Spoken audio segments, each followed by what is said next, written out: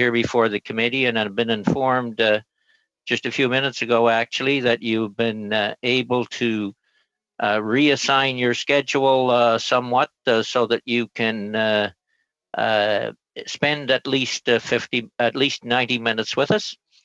We appreciate that very much. So with that, I will turn the meeting over for your opening remarks, Prime Minister, and I believe we'll try and hold you to 10 minutes, and then we'll go to questions. So welcome and thank you.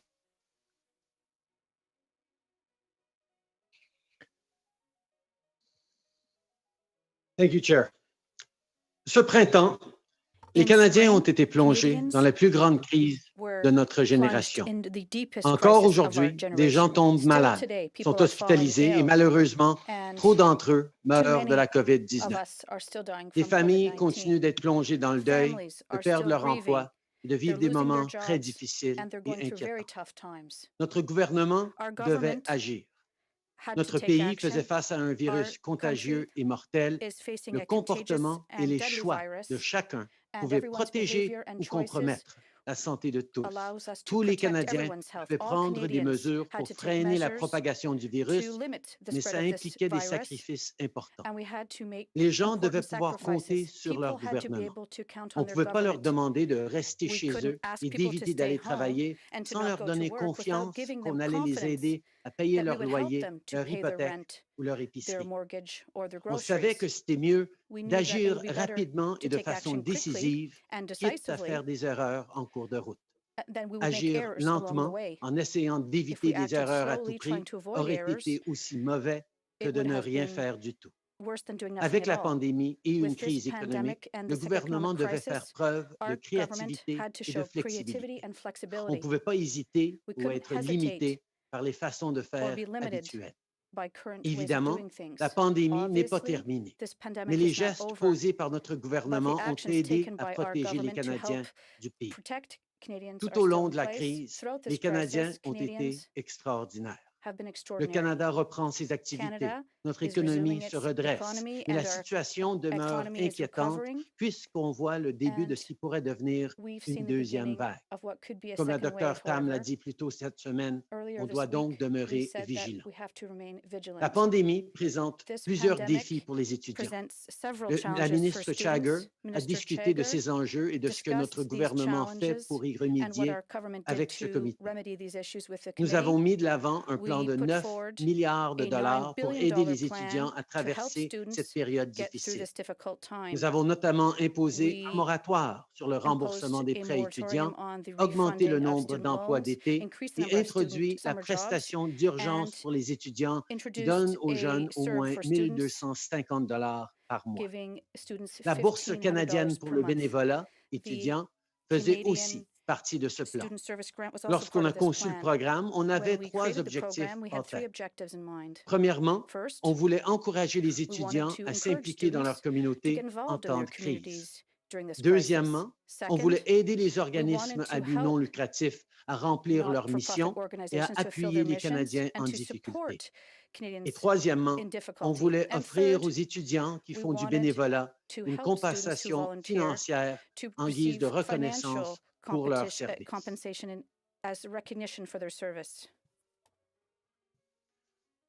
From the outset, we knew that time was of the essence.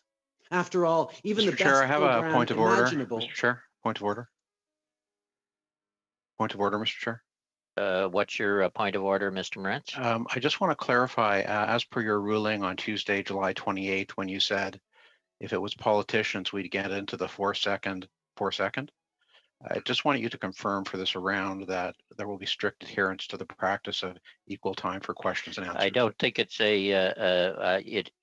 I will allow it as a point of order. I will explain that when we start questioning Mr. Morantz, and the answer to it is really yes. But I will explain to the witness why we're under COVID-19 rules, basically. Mr. Prime Minister. From the outset, we knew that time was of the essence. After all, even the best program imaginable wouldn't make any difference if it couldn't be delivered this summer. So we had to quickly connect the thousands of students who wanted to volunteer with the many community organizations that needed an extra hand because of the pandemic. At first, we'd hoped to use the Canada Service Corps. The Canada Service Corps was created in 2018 to encourage young people to serve and connect them to opportunities in communities across the country. By developing networks, creating partnerships with existing organizations, and offering microgrants, the plan had always been to scale up the program over the coming years to ensure many thousands of young people could serve their communities and their country every year. When the Canada Student Service Grant was initially conceived, I expected that the Canada Service Corps would help deliver the program. The Service Corps is an important and long-standing part of our national youth strategy, and I knew that making it responsible for the CSSG would accelerate its development. Ultimately, however, the public service concluded that delivering the CSSG required a third-party partner external to government, and that we, Charity, should act as that service provider. I first learned that we, Charity, was being proposed to deliver the program on May 8th, when the CSSG was to go before full cabinet. Until that date, I had not spoken at all with my staff about We Charity in relation to the CSSG. In fact, as of May 8th, my expectation was still that a supercharged version of the Canada Service Corps would likely deliver the program. From my perspective, We Charity hadn't come up. As you know, by May 8th, the public service had already concluded that We Charity was the best option to deliver this program. They had formally recommended it. The CSSG, including the recommendation that We Charity be used, had already gone through the COVID Committee of Cabinet on May 5th. I was not involved in either of those steps. On May 8th, I received a briefing before the Cabinet meeting and learned for the first time that We Charity had been recommended as a partner and was on the Cabinet agenda. I asked why the plan didn't involve the Canada Service Corps. We were told that the Canada Service Corps wouldn't be able to scale up to deliver the program in time. This was disappointing, but ultimately not surprising to me, given my understanding of the state of the Canada Service Corps' development and other demands facing the public service at the time. Of course, policy staff in my office had been working with the Privy Council office and other departments. They knew that We Charity was under consideration. However, I never spoke with my staff about We Charity or its proposed involvement in administering this program until May 8th. I also never spoke to Craig or Mark Kielberger or anyone at We Charity about the CSSG. I did not speak to either of them at all during this period. As it became apparent to me, my Chief of Staff, Katie Telford, also didn't know until the briefing on May 8th that We Charity was being proposed. So my Chief of Staff and I were finding out about this important part of the proposal only hours before the Cabinet meeting. Even given the rapid pace of work during the crisis, this was not the way things were supposed to go. We learned that there had been tough questions asked about the CSSG proposal and We Charity during the COVID committee a few days earlier.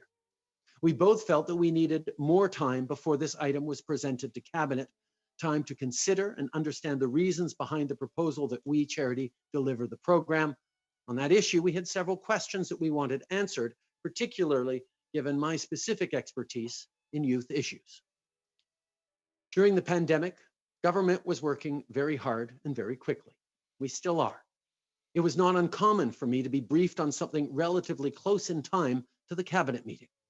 Here, however, given the scale of the program, the questions that had been raised, and my own commitment to youth issues, we needed more time. As well, we both knew that We Charity was known to be connected to people in our government, including myself, as I'd spoken at their events in the past. So we knew that the selection of We Charity would be closely scrutinized. We wanted to make sure that the process and decision were the best possible in the circumstances. So I decided to pull the CSSG proposal from the Cabinet agenda for May 8th so that further work could be done. This wasn't an easy decision. We knew the urgency. By the end of April, many university students had finished their exams. We were already a week into May, but we pulled the item from the agenda so that we could be confident that we were doing the right thing the right way. My primary concern was to make sure that the public service could fully support its recommendation that without a doubt, We Charity was the right and indeed the only partner to deliver the program. I was briefed again on May 21st, and the public service told me that they had done the due diligence we'd asked for and that they were confident in the recommendation. In effect, they said that if we wanted this program to happen, it could only be with We Charity. The choice was not between providers. It was between going ahead with We Charity to deliver the program or not going ahead with the program at all. Given the public service advice, I was comfortable that the CSSG could now be presented to Cabinet. On May 22nd, Minister Chagger presented the program to Cabinet and Cabinet approved it. After Cabinet approved the CSSG, the next step was to approve its funding. Here, the briefing note from policy staff in my office recommended imposing an additional oversight measure in the dispersal of the approved funding. I agreed with that recommendation and directed that before additional tranches of funding were released, Minister Chagger would have to write to the President of the Treasury Board to provide an update on the CSSG. When Cabinet approved the CSSG, obviously I knew that I had spoken at various We Charity events. I'd never been paid to do so. I was also aware that my wife had an unpaid role as a We Charity ambassador and ally. I knew she appeared at We Charity events and that when she traveled to get to an event, We Charity covered her related expenses. I also knew that Sophie had recently launched a podcast on mental wellness in conjunction with We Charity. The Ethics Commissioner had approved this role, including We Charity covering her expenses. I also knew that my brother and mother had worked with We Charity as well as with other organizations. However, I did not know how much work either of them had done with We Charity or how much they'd been paid. These were things that I would only learn after the program launched publicly. That said, sometimes recusing oneself can be the right thing to do, even if it's not required. Here, my mother's connection to We Charity and the other connections in my family could lead some people to wonder whether those connections had played some role in the decision to select We Charity. That, of course, was not the case. We Charity received no preferential treatment, not from me, not from anyone else. The public service recommended We Charity, and I did absolutely nothing to influence that recommendation. I didn't even know it had been made until May 8th. And when I learned that We Charity was recommended, I pushed back. I wanted to be satisfied that the proposal that We Charity deliver the CSSG had been properly scrutinized. L'organisme uni n'a pas reçu de traitement de faveur, ni de moi, ni de qui que ce soit d'autre. La fonction publique a recommandé l'organisme uni et je n'ai absolument rien fait pour influencer cette recommandation. Je ne savais même pas que la recommandation avait été faite avant le 8 mai. Lorsque j'ai appris qu'on nous recommandait UNI, j'avais des questions. Je voulais être certain que la proposition de faire appel à UNI pour mettre en œuvre le programme avait été examinée de près. Comme je l'ai dit, j'aurais dû me retirer de cette décision pour éviter toute apparence de favoritisme. Je sais que les apparences peuvent nuire à un bon programme. Bien sûr, c'est exactement ce qui est arrivé ici et c'est vraiment dommage, surtout parce que c'est un programme qui aurait pu être très important pour les étudiants et pour nos communautés. Pour conclure, ni moi, ni mon personnel avons tenté de dicter ou d'influencer la recommandation émise par la fonction publique concernant l'organisme uni. To conclude, there was never any direction by or attempt to influence from me or my staff that the public service recommend We Charity. Getting young people to serve has been a goal of mine well before I ever got into politics. So I deeply regret how this has unfolded. It's now July 30th. Our government is delivering an up to $9 billion aid package for students. Unfortunately, the grant for volunteer service is unlikely to be part of the package this summer, and that is something that I regret. I'm pleased now to take any of your questions. Thank you, Prime Minister. Before we go to questions, just for Mr. Morantz's point, and also for relevance, I would remind the committee of the original motion.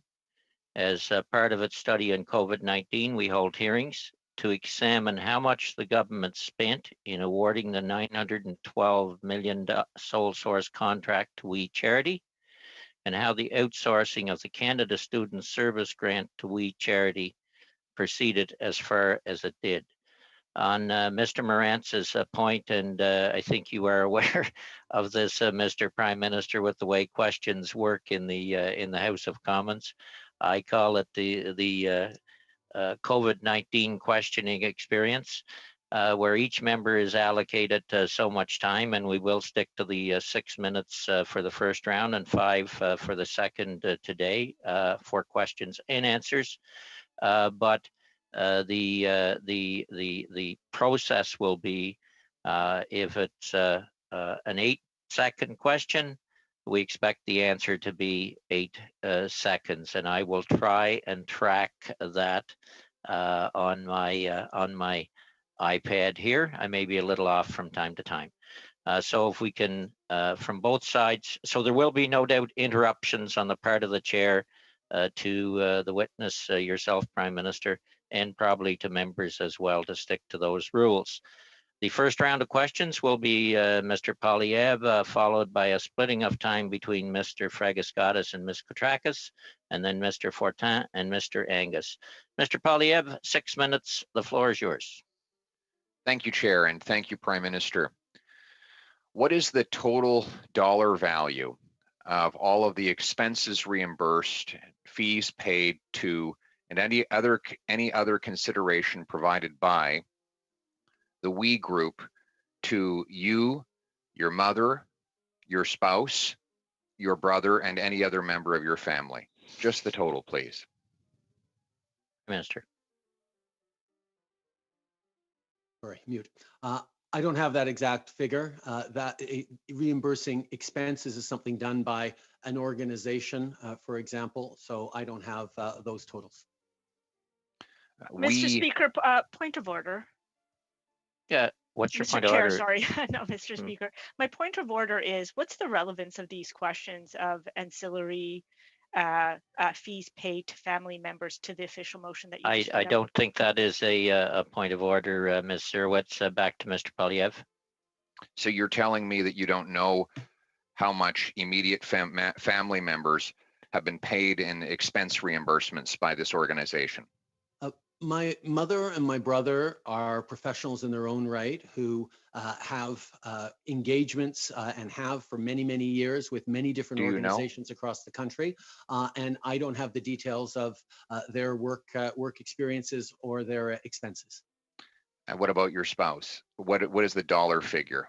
I think We Charity has been able to share those dollar figures with you. When was the last time she had an expense reimbursed by We Charity? I believe it would have been for the trip to London where she spoke at We, but those expenses were cleared in advance by the Ethics Commission. And how much was it? Mr. Poilievre. How much were those expenses? I don't have that number in front of me. Mr. Prime Minister, it's very hard to believe you don't have that number. You've been embroiled in this scandal now for over a month, and these kinds of questions have been asked repeatedly. I asked it to you in the House of Commons weeks ago. You've had time to get it, so I'll ask again. How much was your spouse reimbursed by We for her recent trip to London?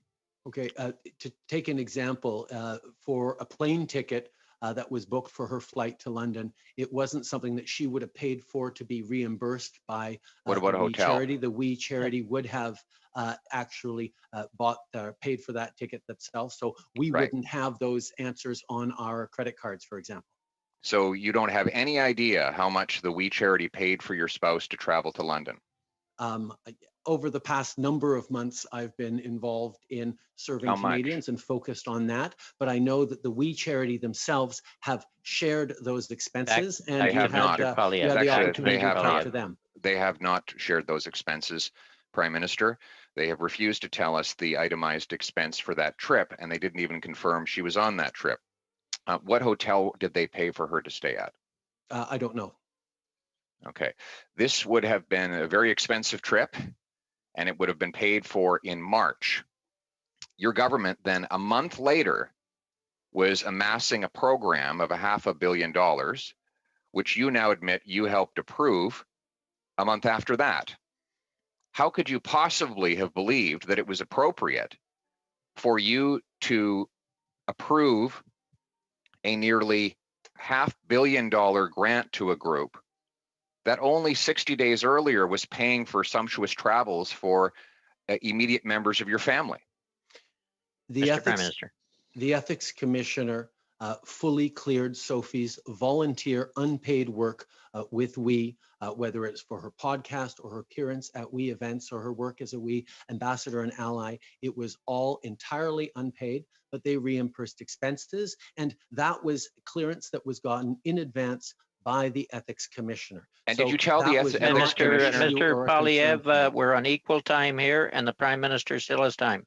Go ahead, Prime Minister. Obviously, that was not a concern for me, knowing that the Ethics Commissioner had approved of Sophie volunteering her time and having expenses covered for engagements with this. And when you became became involved with the decision to approve the $500 million grant to We Charity on May the 5th, did you then immediately inform the Ethics Commissioner that you were doing that? And remind and also inform the Ethics Commissioner that this group was paying expenses for your spouse? As I said, the Ethics Commissioner already knew because he had approved Sophie volunteering with the WE organization a long time ago. And secondly, my knowledge of WE being involved in delivering this program only happened on May 8th, not on May 5th, as you are saying. On May 8th, did you contact the Ethics Commissioner to seek permission to be part of the decision to approve this $500 million grant? Yes or no? On May 8th, I received the formal recommendation by the Public Service that they go ahead with the WE program, that they go ahead with the WE program to deliver it. And I pulled it back from Cabinet and asked them to do further due diligence because I knew there would be questions. I'm sorry, Prime Minister, back to Mr. Poilievre. Time remaining. You have about 68 seconds. Mr. Prime Minister, you admit now that you should have removed yourself from the decision to grant this $500 million grant to the We Charity. You were found guilty of taking a free vacation from someone who sought a $15 million grant from you, strike one. You were found guilty of interfering with the criminal prosecution of a Liberal Link corporation, strike Chair, two. Point of order. What's your point of order, Mr. Sabera? The MP Poilievre has brought up some points that are not of relevance to this committee and the motion put forth. I am going to allow the question, but Mr. Poilievre, please leave time for the answer in your 6 minutes as well. Go ahead. Thank you. You were twice found guilty of breaking the Ethics Act before, strikes 1 and 2, and now you admit a third strike by your failure to recuse yourself, and in the process you broke the Ethics Act a third time. What happens in baseball when you have 3 strikes? That's the end of the your round, Mr. Poilievre. Mr. Prime Minister, you have about 30 seconds to respond. As I said to Canadians a number of weeks ago, I should have recused myself, knowing the connections between my family and the perceptions around this issue. However, I did not intervene to make this recommendation happen. When the recommendation came forward from the Public Service, I sent it back to the Public Service to say, you really need to make sure that this is indeed the only organization that can deliver this program and that this is done exactly the right way, because there is going to be careful scrutiny on this. At that point, instead, I should have recused myself, but I didn't. I decided to push back instead, and that I regret because young people aren't having the opportunities they would have had this summer through that program, even though there's many other things we're doing for young people this summer. Thank you, Prime Minister. We'll turn to Mr. Fragiskatis for 4 minutes and Ms. Katrakis for 2 on a split round. Mr. Fragiskatis. Thank you, Chair. Thank you, Prime Minister, for being here. First of all, Mr. Prime Minister, is there a personal relationship between you and the Kielburgers? Are you friends? Have you spent social time together? Have you had dinners together or anything like that? No, I have seen them at events, but not outside of official or public events. Thank you very much. I do want to ask you, Prime Minister, about the lack of recusal. Some have suggested that perhaps the recusal did not happen because the pandemic is forcing decisions to be made quicker than ever before. And when decisions are made quickly, mistakes are more likely to happen. First of all, to what extent is that a fair observation in your view? And second, if it is a fair observation, COVID-19 will certainly set the context within which policy is made for some time to come. That implies that choices about policy and programs will need to continue to be made very quickly. Are there mechanisms in place at the cabinet level or in other institutions of decision making? Are they in place to prevent a mistake of this kind from happening again? First of all, thank you for the question. Obviously, yes, during a time of pandemic, things are accelerated. And as I said from the beginning, and as I've said throughout this pandemic and all my press conferences, we've moved quickly to try and get help out to people as fast as we could, as flexibly as we could, and we would fix those mistakes as we went on. So there was an understanding that if we waited until everything was perfect before doing anything, far too many Canadians would suffer, and because of the health emergency, even die. So we needed to act quickly. And that is certainly part of the context, but I don't think it's the whole reason as to why I didn't recuse myself. Youth issues have been something that I've been deeply involved with all my career. And I care deeply about the idea of youth service and seeing young people be able to help in their communities with organizations across the country. So this proposal mattered to me, and I, instead of encouraging it along like some people say because it was somehow connected to my family, I actually slowed it down and pushed back on it to try and make sure that everything was done exactly right, because I knew there would be questions asked because of the links to the family. But in no way was this benefiting my mother or my brother to be creating a grant program for students to volunteer in their communities right across the country. Mr. Fragaskatis. Thank you, Chair. A final question before I turn it over to Ms. Koutrakis. Prime Minister, to the point about youth and the Canada Student Service Grant, in principle, of course, a great idea, a great vision. I am worried, though, about whether or not the program will come to fruition. I've asked this question to Minister Morneau, to Minister Chagger, to the Clerk of the Privy Council. I know colleagues might accuse me of repeating myself here, but we do have you at committee. I have many constituents anxious to volunteer. I have many not-for-profits and charities in the community of London, Ontario that want that volunteer effort as they try to deal with the challenge that is COVID-19. Will this program go ahead?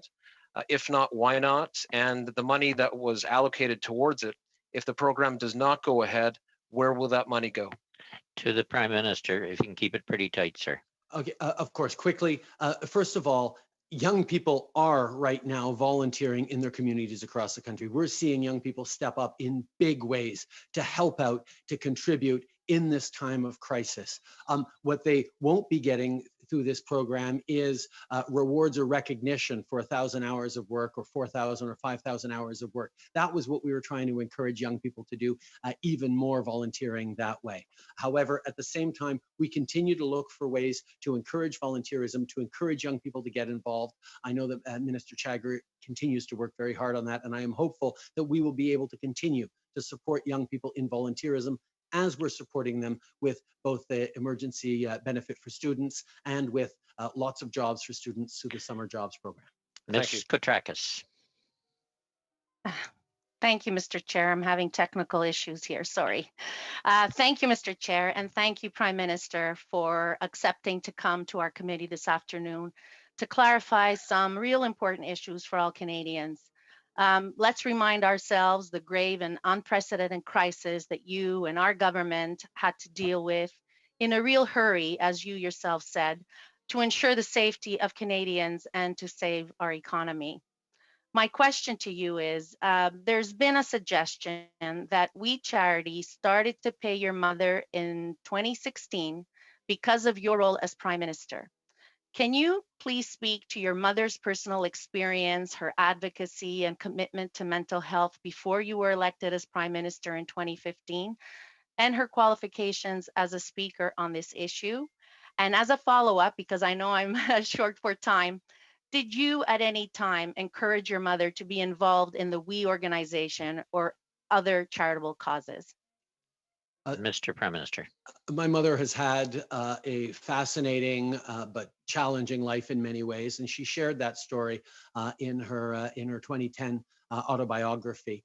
After that, she started speaking and sharing stories and encouraging different organizations who are working particularly in mental health, but in other areas. As she did that, she realized there is a need and a demand for more destigmatization around mental health issues and better advocacy for it. So she actually wrote another book called Time of My Life that is focused on mental health issues, which she published in 2015. Around publishing that book, which also involved working with doctors and experts around in the field of mental health, she has been empowering people and supporting organizations across the country professionally for a long time since then.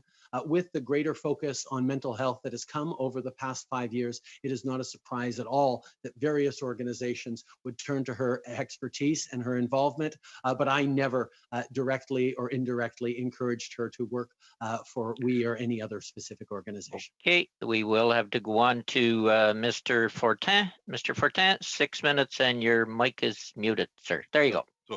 Merci, Monsieur le Président. Monsieur le Premier ministre, est-ce qu'à un moment donné ou un autre, au cours de vos relations avec We Charity au cours des derniers mois, est-ce que vous avez vérifié au registre des lobbyistes pour vous assurer que les gens avec qui le gouvernement faisait affaire étaient bien inscrits au registre des lobbyistes?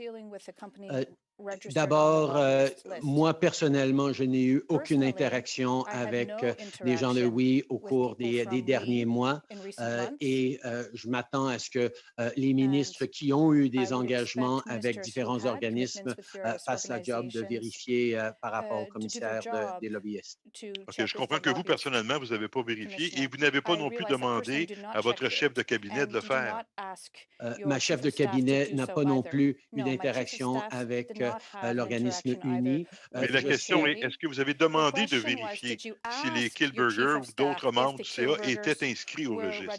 Mais on n'a pas eu d'interaction, ni moi, ni ma chef de cabinet. Donc, vous ne lui avez pas demandé de vérifier ça. Vous savez que des gens quand même du cabinet, on sait que M. Morneau et sa famille ont été en voyage avec les Kilburger. Votre famille a eu des liens avec eux.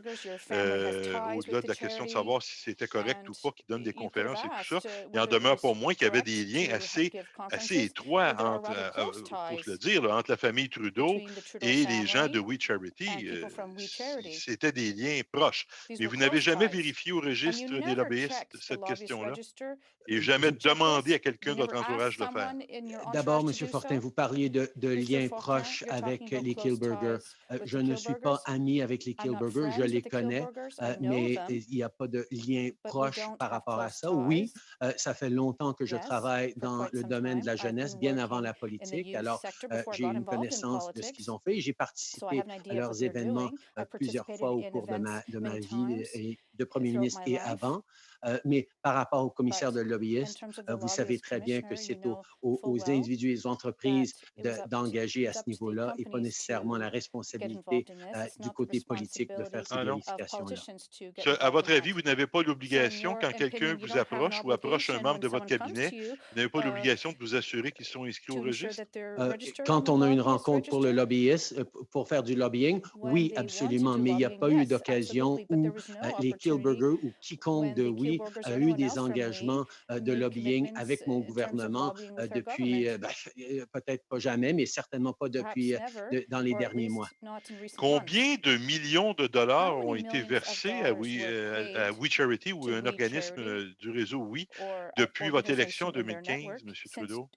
Je sais que c'est plusieurs millions de dollars, mais je peux aussi souligner que les gouvernements précédents, conservateurs, des gouvernements des provinces ont aussi eu des engagements et des contrats avec cet organisme qui fait un travail remarquable pour les jeunes à travers le pays. Moi, je ne fais pas le procès de We Charity. La question que je me pose, c'est est-ce que notre argent est bien géré ou pas? Et vous comprendrez qu'il y a des questions qui nous apparaissent importantes. Mais je reviens au registre des lobbyistes. Je comprends que depuis 2015, depuis votre arrivée en tant que premier ministre, il y a eu des millions. Là, moi, je voyais des chiffres tantôt, 5, 10, on ne sait plus trop, là, mais des millions de dollars ont été versés à We Charity. Et vous saviez, j'imagine, que M. Morneau avait été en voyage avec les gens de We il n'y a pas longtemps? D'abord, par rapport à votre question sur les contributions à We Charity, mon bureau ni moi-même n'avons été impliqués dans aucun de ces ententes avec l'organisme uni. Et par rapport à M. Morneau, non, je ne savais pas particulièrement qu'il avait été en voyage avec lui, mais je savais qu'il y avait une fille qui était impliquée, pas celle qui travaillait pour, mais une autre qui était impliquée avec cet organisme d'une façon ou d'une autre. Monsieur Trudeau, Monsieur le Premier ministre, qu'est-ce que ça veut dire? Je ne savais pas particulièrement que M. Morneau avait été en voyage. Vous ne le saviez pas ou vous le saviez, mais pas particulièrement? Ça veut dire quoi au juste? Ça ne me surprend pas parce que je sais à quel point M. Morneau est impliqué dans bien des causes, y compris des causes pour la jeunesse. Mais non, je ne savais pas qu'il avait pris précisément un voyage avec lui. OK, mais vous saviez donc que sa fille avait travaillé pour Oui? Non, excusez-moi. Je savais qu'une de ses filles avait fait des projets avec Oui. Elle avait écrit d'ailleurs un livre sur l'engagement des femmes que j'avais reçu à un moment donné. Mais je ne savais pas qu'il y avait une autre fille qui travaillait comme telle pour l'organisme. Avez-vous demandé à M. Morneau si... You have a minute left, Mr. Fortin. 1 minute left. Merci, M. le Président. Monsieur le Premier ministre, avez-vous demandé à M. Morneau, à un moment donné ou à un autre, de s'assurer que les gens de We Charity étaient bien inscrits au registre des lobbyistes? Puisque je ne savais pas qu'il y avait des interactions avec We Charity par rapport à ce programme lié à la COVID, je n'aurais pas eu occasion ou raison de poser des questions sur le lobbying et les Q-Burgers. Avez-vous posé la question à Mme Chagger?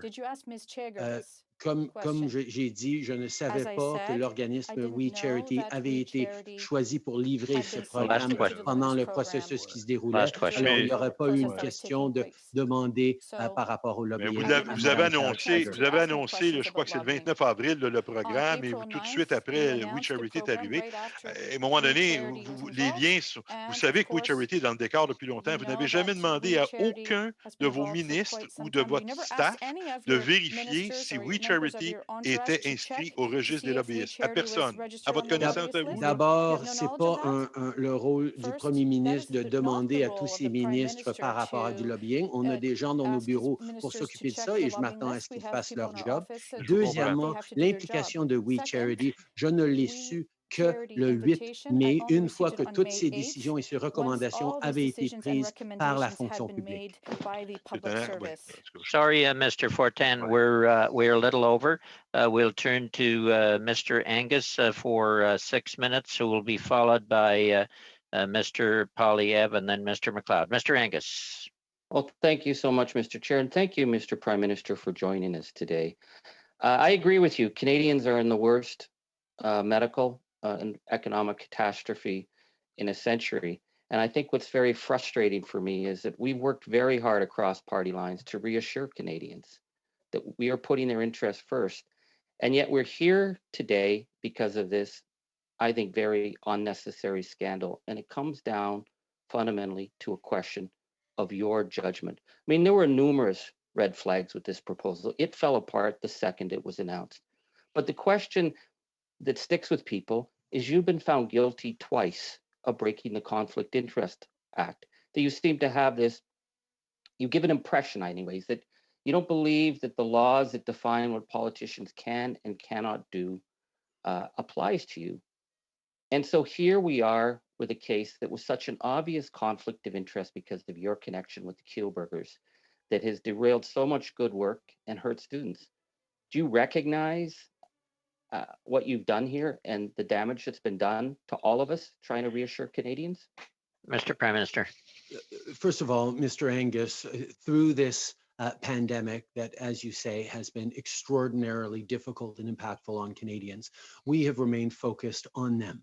We have delivered to over 8 million Canadians the Canada Emergency Response Benefit, a wage subsidy that has kept businesses going, commercial rent assistance, support for seniors, support for students, a $9 billion package, of which, yes, this volunteer program was a part.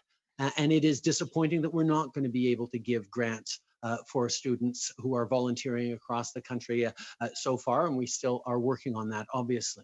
But at the same time, Mr. Angus, you need to know that we have delivered concretely for Canadians.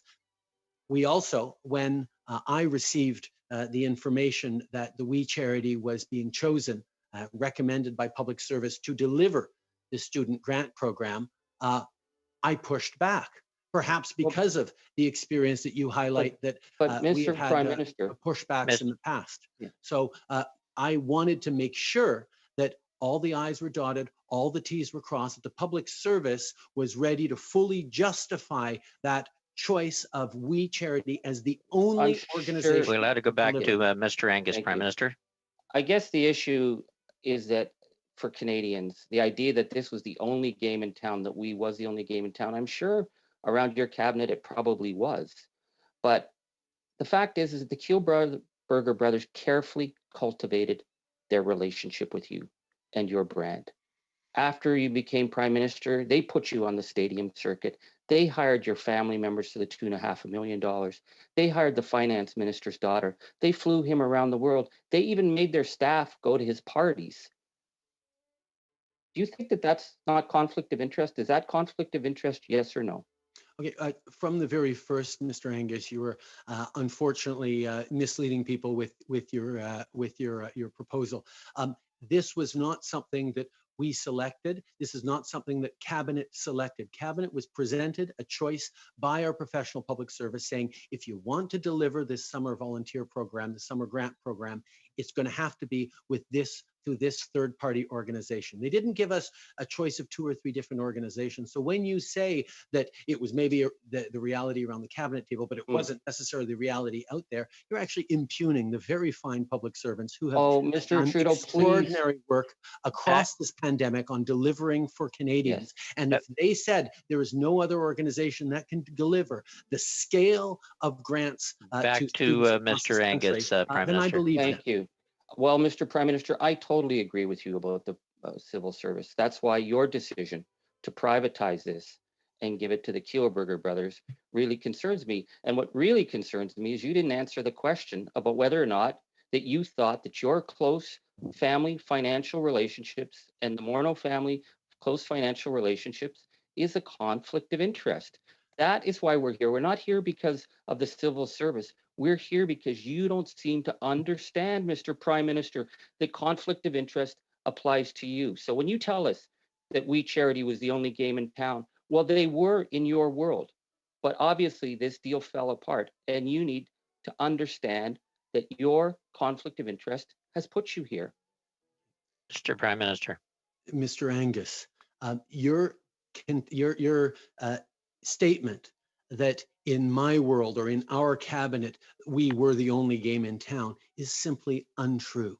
It is That's what you said. Professional public service that put forward the recommendation that said to us, having done their due diligence, that the only organization with the scale and the capacity to deliver this grant program would be we. Personally, I thought we were going to be able to deliver it through the Canada Service Corps, which I created 2 or 3 years ago and was all about rewarding service and creating opportunities for service for young people. I would have loved to seen it supercharged and accelerated to be able to deliver many thousands of opportunities for young people throughout the country. But that wasn't able to be done. And the public service themselves made the recommendation that we had to go with We Charity. And I was not involved in that last question, at all, Mr. Angus, and it'll have to be a very quick one.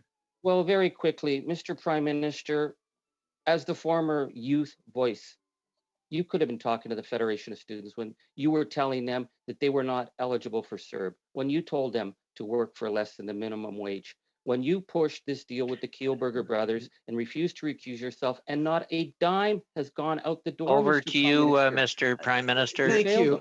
Mr. Angus and the NDP have said this a few times, this idea that volunteering is somehow working for less than the minimum wage. I'd like to remind That's what the legal people. Mr. Angus, the Prime Minister is the floor. The heart of this country. And people get out and volunteer not for money, but because they want to make a difference in the world. And if you start calculating every volunteer as working for less than the minimum wage, then you are missing a really important part, Mr. Angus, of the fabric of Canada. And getting young people to step up and volunteer is something we will have to end that round there, gentlemen. We are going now to 5-minute rounds, and we'll start with Mr. Polyev, followed by Mr. McLeod. Mr. Polyev, 5 minutes. Mr. Chair, I'll be taking Mr. Polyev's time. Oh, okay. Who was that yelled there? MP Barrett, sir. Oh, okay. Sorry, Mr. Barrett. Yeah, I had Mr. Polyev on my list. I'll not take my talking from your time. You get the floor. Thank you. Prime Minister, just looking for a number. How many times would one of your ministers need to be found guilty of breaking the Conflict of Interest Act for you to fire them? How many times, sir?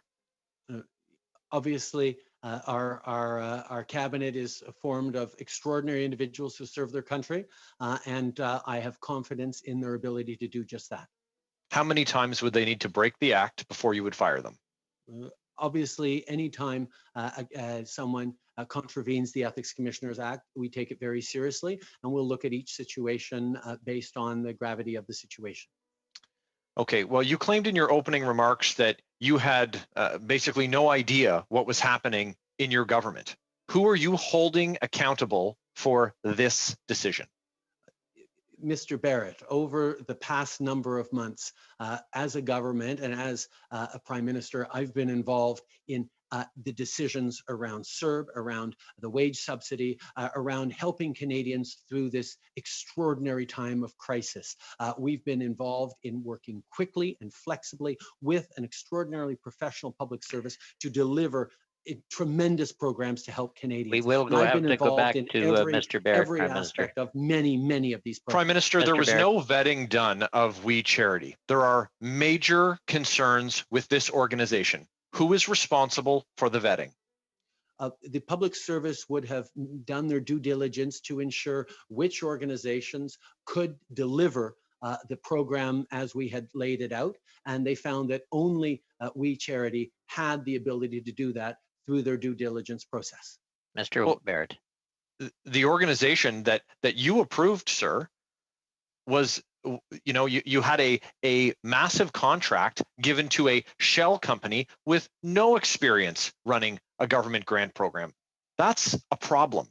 Someone should be held accountable. Who are you going to fire? Mr. Prime Minister.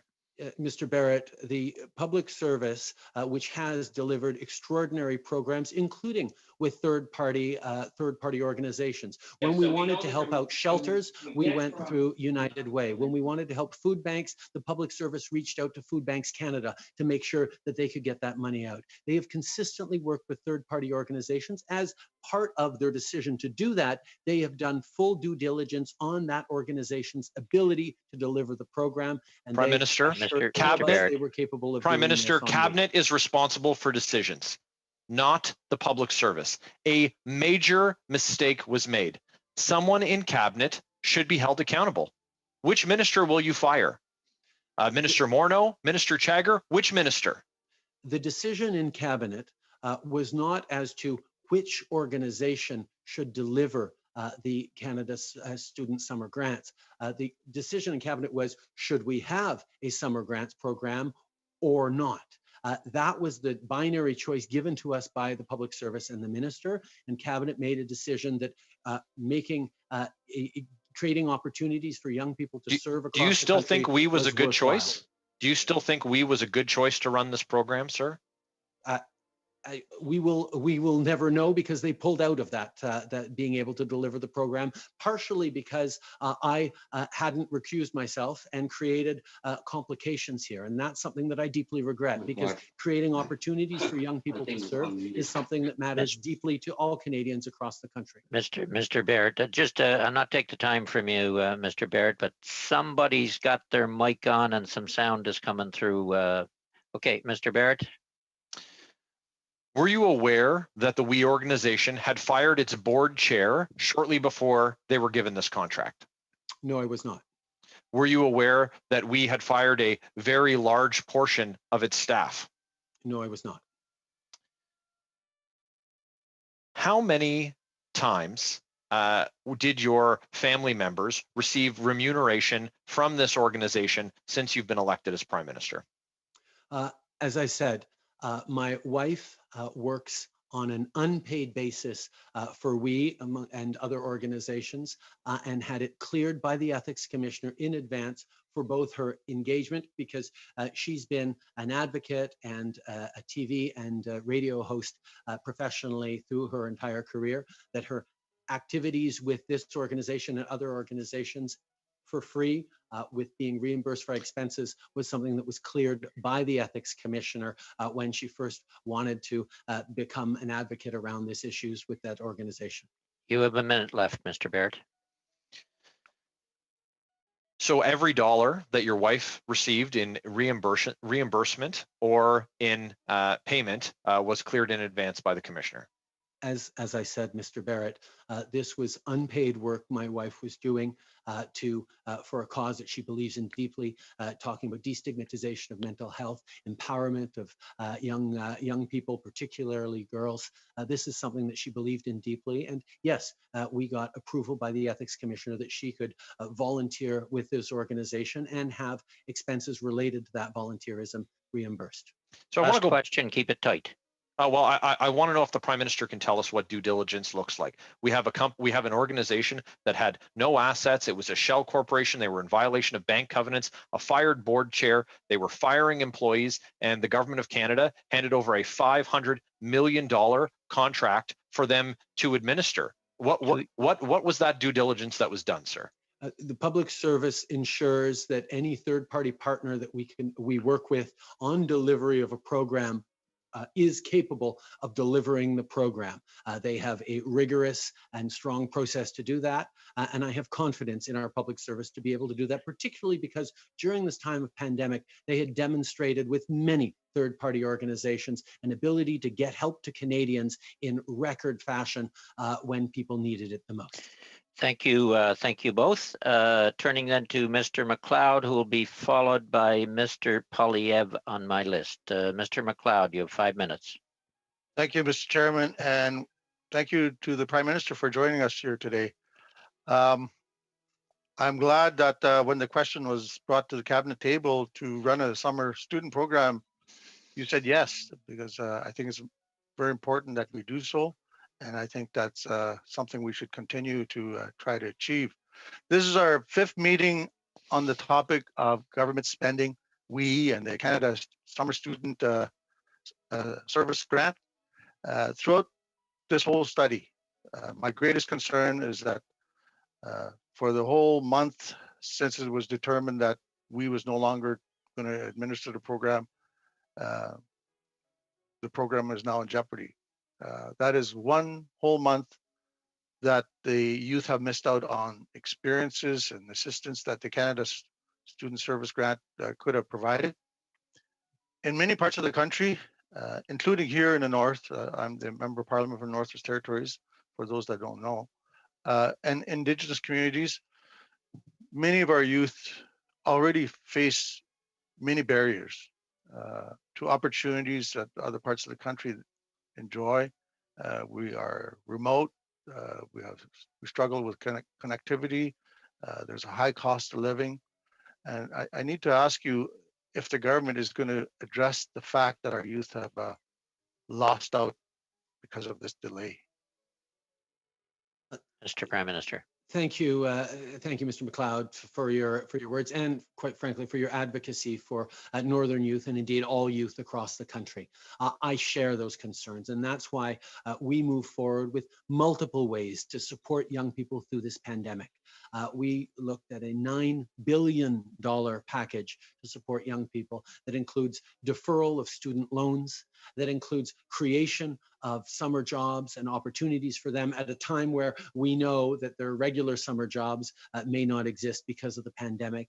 And it also included the Canada Emergency Student Response Benefit that gives $1,250 per month to students who need it.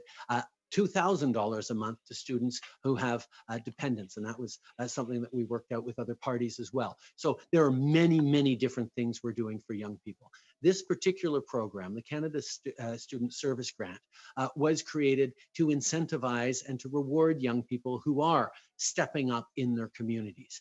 It was about giving a grant to young people for that service that they were, so many of them, doing already. What we continue to see, even without this financial reward we would have been able to deliver and the coordination across the country, we see young people in the north and the south, right across the country, stepping up and volunteering in community organizations because they know that this is a historic time in which their actions, their voices, their efforts can shape our country for the better. And again, I am always deeply grateful to young people and their leadership within our country.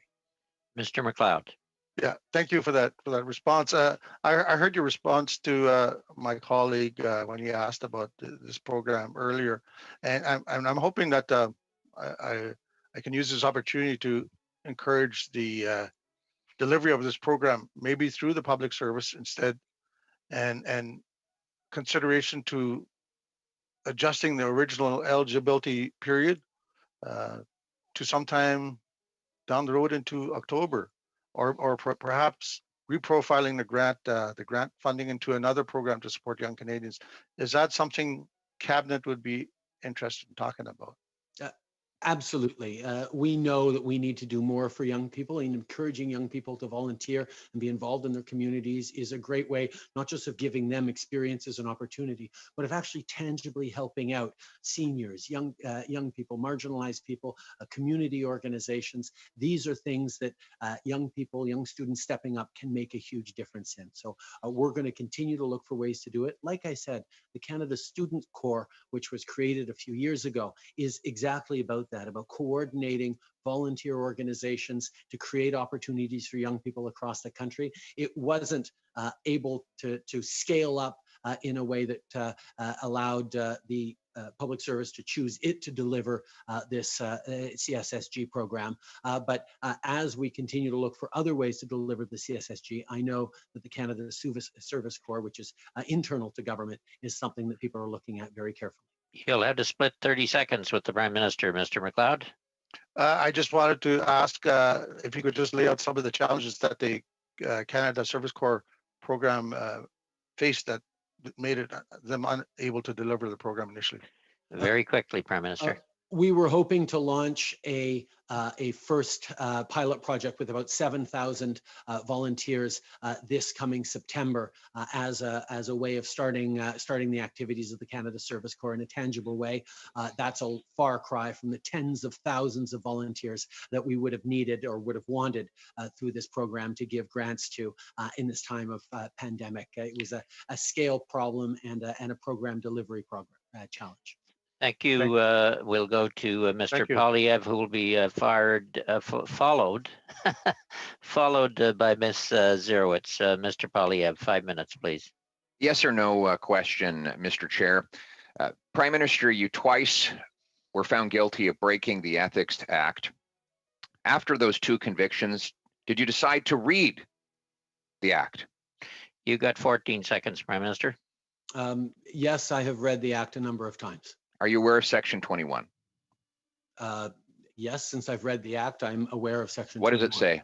I can pull it up for you, but if you have it in front of you, you can remind me which Well, it says a number public office holder, of which you are one, shall recuse himself or herself from any discussion, decision, debate, or vote in any matter in which, in respect of which he or she would be in a conflict of interest. Now, what you've admitted today is not just that you were in a conflict of interest, but that you consciously recognized in your May cabinet meeting that such a conflict might exist, that it didn't just slide by your desk, that you were consciously aware that there was an inappropriate link to your family that would put you in a conflict. Why did you, at that moment, not call the ethics commissioner and recuse yourself? That is simply not true, Mr. Poilievre. The issue of advancing issues for one's own family. And by the way, the ethics commissioner is looking into this right now, and I fully trust his judgment on determining it. But at the same time, my concern around recusing myself was a question around perceptions, because I knew full well that this Canada Summer Students Grant Program was not going to directly benefit my mother or my brother. Your 16 seconds are up. Your 16 seconds are up. I'm going to ask you again, because nobody believes you when you say you don't know how much money your family has got from the We Group.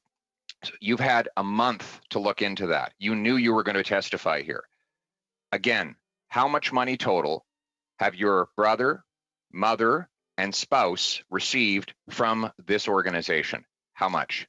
That information has been publicly shared, but I will highlight. Well, then tell me what it is. My mother How much? has just the dollar figure throughout her life. The dollar figure, Prime Minister. Various ways, and is proud How much? of the work that she's done, and I'm proud of her. How as well. much? I'm looking for a dollar figure. We can get that number for you if you like. It's been out in the media. It's been in the media, but you don't know it? I don't have it in front of me, and quite you don't frankly, know how much your family has received from this organization, which you tried to give $500 million, really? Can I answer, Mr. Poilievre? I'm waiting. You haven't done an answer so far. Let's make this the first one. No. My mother has worked as an advocate. The dollar figure, Prime Minister. Speaker for many good organizations across the country. Mr. Prime Minister, you are being asked a direct question at a parliamentary committee. To support her because she does her own work, and I'm proud of the work that she does. Point of order. But I do not feel that it is my responsibility to peer into the work my mother is doing, because I have point of order to suspend. She's doing. Point of order to suspend. I've come to learn that the chairperson's power has gone out and is no longer part of this meeting. May I propose that we? It's okay. We can keep. Prime Minister and I can continue talking. No. I suspected that might be a problem. It's very convenient timing for the lights to go out. Look, I got a message to the effect that his power has gone out. I have no reason to distrust him. I hope you don't pull the fire alarm now. Yeah, well, look, there's no intent in my own private home here in the middle of a pandemic. I don't have a fire alarm. I propose the general process is that the vice chair assumes the chairing of the meeting. So we'll continue. And that would be me. So we'll continue the meeting, and I now give the floor to the member for Carleton. Mr. Prime Minister, you have, I'm going to ask you one last time, how much did your family get from this organization? How much? Have you read the Conflict of Interest Act, Mr. Yes, Poilievre? I have. How does it define family? I'm asking you. How does it define I'm asking family? you how much your family got. The Conflict of Interest Act defines family as spouse and direct dependents. Point of order. So you're not going to answer that question. Point of order. So you're not going to answer the question then. So you're not going to answer the question about how much your family received. Okay, you're right. Hold it, gentlemen. If you. For working with we, and it was cleared Mr. by Prime the Minister? Ethics Commissioner ahead of time. Okay. Mr. Point of order, can I welcome back Wayne Easter? Can I welcome back Wayne Easter, a man we've deeply missed? Come on, Wayne, where have you been? Were you look, I had things under control for you while you were gone. I mentioned that, Pierre. It wouldn't be the first time you tried to put my lights out, and that's exactly what happened, Pierre. We got a thunderstorm here. Anyway, where will you're well into your 5 minutes, but go with one last question. Mr. Trudeau, I'm going to conclude by asking you. You claim that you have no knowledge of the amount that has been paid in expenses to your spouse. You correctly pointed out that the Act defines family as including a spouse. Therefore, you know you're under investigation regarding the act. I'm going to ask you again, how much in total, and I'm looking for a dollar figure here, sir, how much did your spouse receive in reimbursed expenses or other benefits from this organization? How much? Your original question, Mr. Poilievre, was how much was my immediate family? I asked you a different question now. For, how much? Mr. Poilievre, the Prime Minister has the floor. My wife has never been paid since I was Prime Minister. Reimbursed for expenses. Mr. Poilievre, could we please have order? We'll allow the Prime Minister to answer the question, and then we'll move on to Ms. Zerowitz. Sorry, Julie. Mr. Prime Minister, you have about 30 seconds here. The Ethics Commissioner has fully cleared my wife to continue her advocacy and her work with We Charity and other organizations. How much? In the kind of work that she's been doing all her life. Just the dollar figure. She's doing it unpaid for We. She is not being paid by We for her advocacy or for her podcasts. They are simply reimbursing her for expenses. Thank you, Mr. Prime Minister and Mr. Poilievre, and I'm sorry for leaving the line. We'll go to Ms. Zerowitz next, and then we'll be followed by Ms. Goodrow, Mary Helen, and then Mr. Angus. So Ms. Zerowitz, 5 minutes. Thank you so much. Oh, thank you so much, Mr. Chair. And you're always calling me Mr. I know that. Anyways, Prime Minister, I want to say a huge thanks to you for being here today. I also want to say a heartfelt thanks on behalf of Davenport residents, particularly during the early days of the pandemic. The daily announcements that you made were a lifeline for them, both in terms of information and in terms of the support that we were providing. They really received the feeling that we had their back. And so I want to say a huge thanks to you. The first thing I want to talk about is just about recusing yourself. You had indicated that you felt you should have recused yourself because of the perception. I want to ask a question. If you were to recuse yourself from every decision that might indirectly impact your family, how would that affect your ability to serve as Prime Minister and MP for Papineau? You're muted. There you go. Thank you, Chair. I think obviously that is an important question. There are many things I do and we do as a government that impact millions of Canadians across the country. For example, my mother is a long and well-known long-standing advocate for mental health issues. One of the very first commitments we made to Canadians was to invest $5 billion into mental health supports across the provinces. It is possible that I shouldn't have been involved in that decision because my mom is a well-known advocate and works in the mental health universe. Obviously, that would be silly. It is not a conflict, but these kinds of things constantly come up. That's why when the issue of We came forward, my concern was to push back on it, to delay it from going forward to Cabinet so that more due diligence could happen. In that case, looking back on it, it would have been better had, for perception's sake, I simply step away and not be involved at all, and perhaps the organization and the program would be delivered right now. But I always look to try and serve Canadians the best possible way, and around youth programs, I have a level of experience on that meant that I felt that I was useful in contributing, and that none of this program was in any way going to benefit any members of my family, and that was something that I was very comfortable with. Thank you. My next question is, you've made it clear, there were a number of questions around board governance for We and the number of layoffs that had taken place at We Charity. And you'd clearly articulated for Canadians and anyone listening that the due diligence is the responsibility of our civil service. I did want to ask though, Mr. Shugat testified that no one in the public service raised any red flags about the We Charity's financial well-being. So I wanted to just directly ask you, did you see or hear any red flags being raised about the We Charity's finances and the resources?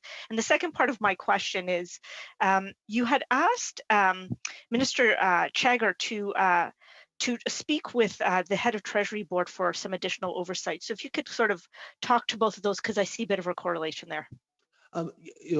Obviously, there are now certain media reporting and questions about the WE organization's financial structures and activities. Those obviously weren't public knowledge and weren't flagged to me at any point during the May 8th conversation or the May 21st or 22nd conversation. In regards to the extra oversight, I recommended we bring in between Minister Chagger and the Treasury Board. That was to lay out the payments to this third-party WE organization for delivering the program in specific tranches that would provide an update before further funds were flowed once they worked through the initial cohorts. Thank you. And then question, Julie. Thank you. So Minister Morneau had mentioned to us that over 70 emergency programs were introduced with a spend of over $200 billion. Can you give Canadians an idea about what is your involvement in the big policy decisions that come before Cabinet? Through the months of April and May specifically, I was working all day on policy briefs and design for the Canada Emergency Response Benefit, for the wage subsidy, for supports for Canadians, for responding to PPE challenges.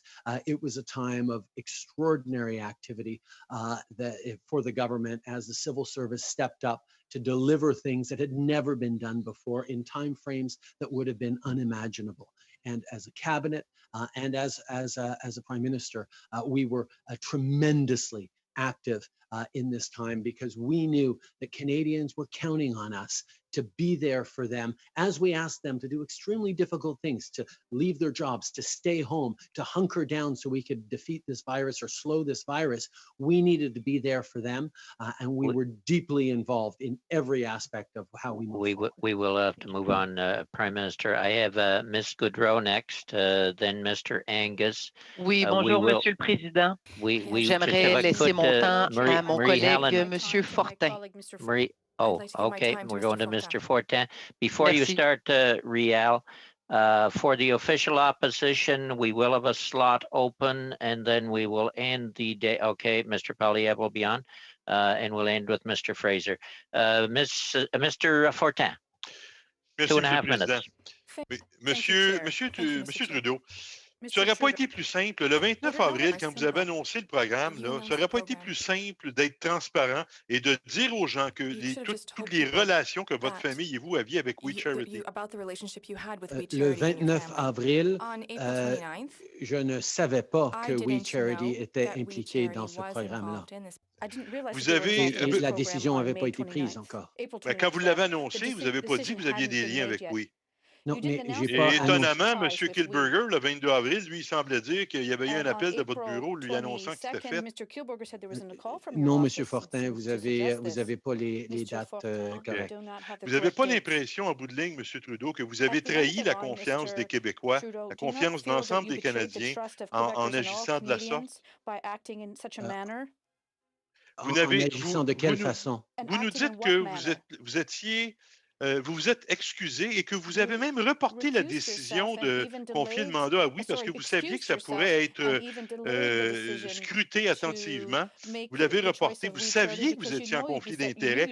Malgré que vous le saviez, vous n'avez jamais demandé à vous retirer de la table de décision. Vous le saviez quand vous avez confié le contrat, vous le saviez quand vous avez voté à la table du Conseil des ministres. Pourquoi l'avoir fait, M. Trudeau? Les Québécois se sentent trahis, M. Trudeau. M. Fortin, je n'étais pas en situation de conflit d'intérêts. Je ne suis pas en situation de conflit d'intérêts. Vous vous excusez pourquoi? Dans cette situation. Je me suis excusé parce que, à cause de la perception des liens avec ma famille, ça aurait été plus facile et j'aurais dû me retirer pour permettre à ce programme d'avancer. Mais on vous était dites ça dans une aujourd'hui. pandémie, comme vous savez très bien, M. Fortin. Mais pourquoi ne pas l'avoir fait au début? Mr. Fortin. Dans une Mr. Prime pandémie, Minister, the nous floor avons is dû yours. livrer rapidement des programmes de façon innovatrice, de façon rapide pour aider les gens de différentes situations. Et c'est exactement ce qu'on a fait dans cette situation-là. Comme j'ai dit, quand on a annoncé le programme, je ne savais pas que l'organisme uni en faisait partie. Monsieur Trudeau, vous avez été blâmé dans le dossier de la CAQ, blâmé dans le dossier de SNC-Lavalin. Vous êtes sous enquête maintenant. Votre ministre des Finances est sous enquête. À quel moment allez-vous enfin prendre la décision de laisser la place et de demander à M. Morneau de quitter son poste de ministre des Finances? C'est vous qui êtes redevable. Vous avez beau nous dire que le due diligence, c'est aux fonctionnaires de le faire. C'est à vous que ça revient, cette responsabilité-là. Monsieur Fortin, depuis 4-5 mois, nous avons livré, le gouvernement et le ministre des Finances en particulier, de l'aide à des millions et des millions de Canadiens qui ont aidé dans une situation. Mr. Fortin, your time is up. The floor is the Prime Minister's. If he could finish, please. Une énorme différence pour les Canadiens et c'est sur ça qu'on reste concentré. C'est décevant, M. Trudeau. Thank you, Mr. Prime Minister, Mr. Fortin. Mr. Angus, 2.5 minutes, and then on to Mr. Polyev. Mr. Angus. Thank you so much, Mr. Chair. And Mr. Prime Minister, 2017, after you're found guilty with the Aga Khan deal, you said, we are going to work with the Office of the Ethics Commissioner in the new year to ensure that as we go forward in full and complete compliance with the rules and the rules in place. You tell us that you held this project back, you did the due diligence, you were aware that there were perceptions that might be problematic. We're not talking about perceptions, we're talking about breaches of the law. In your due diligence, why did you not bother to talk to the Conflict of Interest Commissioner? It is so obvious, Mr. Trudeau, that these conflicts were there. Why did you think it didn't apply to you? Mr. Prime Minister. Mr. Angus, the Public Service came forward with a recommendation to Cabinet to move forward either with this specific third-party provider that was We Charity, or else not move forward with the program at all. That was the binary choice we proposed. I did not influence the Public Service to choose this organization. And indeed, when the Public Service came forward with this organization, I said, you know what? Let's put the brakes on it. Let's make sure that it's done absolutely everything right, because there are going to be questions because of the connections with my family on this. Yes, in hindsight, I should have recused myself, and perhaps that the program would be delivering for students right across the country right now. But I did not. Instead, I put the brakes on it and said, let's make sure that it is doing things the right way so that we don't have any communications or public problems. Back to Mr. Angus. I guess with all due respect, instead of continually throwing the civil service under the bus, I'm asking about your judgment, about your legal obligations, because the real losers here are the young people.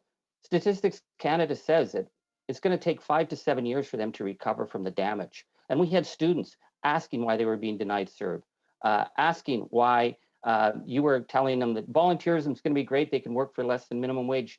You know, for students who have massive levels of student debt, they don't got $41,000 checks to cover off their losses. They were looking to you as their champion. And I'm really concerned, Mr. Prime Minister, that you think this issue of paying students, university students, a fair wage is somehow an attack on volunteerism. To be the champion of youth isn't to do a high five with Craig Kielburger. Mr. Angus, your question, please. Sure, because none of the money got out, not a dime.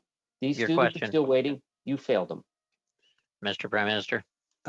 I'm happy to correct Mr. Angus. The Canada Emergency Student Benefit since May 15th has given to 724,000 applicants a total value of $2.1 billion directly for students. That's part of the $9 billion package. The student CERB has made a huge difference. The summer jobs we've created, the deferral of student loans. Yes, I regret that we weren't able to put out Mr. Angus, the Prime Minister has the floor. To recognize volunteerism that young people are doing right across the country. That is a piece of it that is disappointing and that I regret and I apologize for. But the ensemble of things that we've done to help students across this country in this historic pandemic has made a real difference in the lives of students and in communities across this country that are seeing young people step up and contribute. We've had equal time, Prime Minister. We'll have to move on to Mr. Polyev, and the concluding questions will go to Mr. Fraser. You have 5 minutes, Mr. Polyev, and please don't shut my lights out this time, will you? Go ahead, Pierre. Don't shut your own out either. You claimed that the program's purposes were threefold: help youth through the pandemic, help charities get through the pandemic, and help students pay for their post-secondary in the fall. Which of these could the Canada Summer Jobs Program not have done? Actually, the three aims that I listed for the CSSG were encourage young people to step up, help out community organizations, and recognize volunteerism and reward volunteerism by students as a way of making a difference in this pandemic. Back to Mr. Polyev. So you can't name a single one of these objectives that could not have been fulfilled by the Canada Summer Jobs Program. That's not true, Pierre. The third one, recognizing volunteerism, is not done by the Canada Summer Jobs Recognizing paid volunteerism. So you called it volunteerism so that you could take it outside of the Canada Summer Jobs Program and give it to your friends at WE. My next question: when you directed, Mr. Polyev, the Prime Minister's got about 8 seconds to answer that one. Then we'll go to your question. The CSSG was about recognizing and rewarding volunteerism. It's not about jobs. It was about volunteerism, and that, unfortunately, is something that we can't do because this program. Back to Mr. Polyev. You just misused the word so that you could justify outsourcing a program that already effectively exists within the government. Now, when you did that, you directed $500 million, and yes, you did. You were the head of the cabinet. Did you know that the group to which you were directing that $500 million was in violation of its bank covenant? Yes or no? That is not something that we had as information at that point. Did you know that the government money would go into a real estate shell foundation instead of into the WE charity? Yes or no? The details on the payment were worked out by our professional public service in terms of how the contribution agreement flowed. So did you know that the chair of the board had resigned? Yes or no? No. So you clearly did not do any due diligence of your own. As the chair of the cabinet responsible for approving a decision, you should have had some basic facts. Sir, you were using $500 million of taxpayers' money here. You had a fiduciary responsibility. Why didn't you ask these questions? We have flowed tens of billions of dollars through the CERB, through the workers' benefit, through various ways to help Canadians, and we were very, very active in making sure that flows right. There are many, many different programs, and in cabinet government, we trust the ministers and the public service to do their jobs and make sure that things are delivered in the right way, and in this case, they did. Monsieur le Président, le temps est venu que le Premier ministre s'arrête de blâmer les fonctionnaires. C'était sa décision. Mr. Polyev, just hold on. You're going to have to switch to your French channel because I can't make you out. I'm hearing two languages at once. Le temps est venu que le Premier ministre arrête de blâmer la fonction publique. C'est lui, un élu, imputable aux Canadiens, qui était le responsable à assurer que l'argent était bien dépensé. Ce n'était pas les fonctionnaires qui l'ont forcé de dépenser près de 2 000 milliards de dollars pour un groupe qui avait payé sa famille près de 2 millions de dollars. Est-ce que le Premier ministre prend la responsabilité personnelle d'avoir approuvé cette énorme somme qu'il a dépensée sur ses amis? D'abord, je veux mettre quelque chose clair, que je n'ai que de l'admiration, du respect et des profondes gratitudes pour la fonction publique professionnelle qui a su livrer dans cette pandémie des programmes extraordinaires pour aider des millions de Canadiens. Il y a eu un impact réel sur le travail qu'ils ont fait, qu'ils continuent à faire. Leur excellence a étendu à ces services jeunesse pour livrer des programmes pour les jeunes. Et j'ai confiance qu'ils ont fait la bonne recommandation de livrer ce programme de la meilleure façon. Et malheureusement, en partie parce que je ne me suis pas retiré, il y a eu une perception qui a mené à ne pas pouvoir livrer ce programme précis, mais l'ensemble des programmes qu'on a livrés pour les Canadiens. J'ai une simple question pour vous, Monsieur le Premier ministre. J'ai une simple question.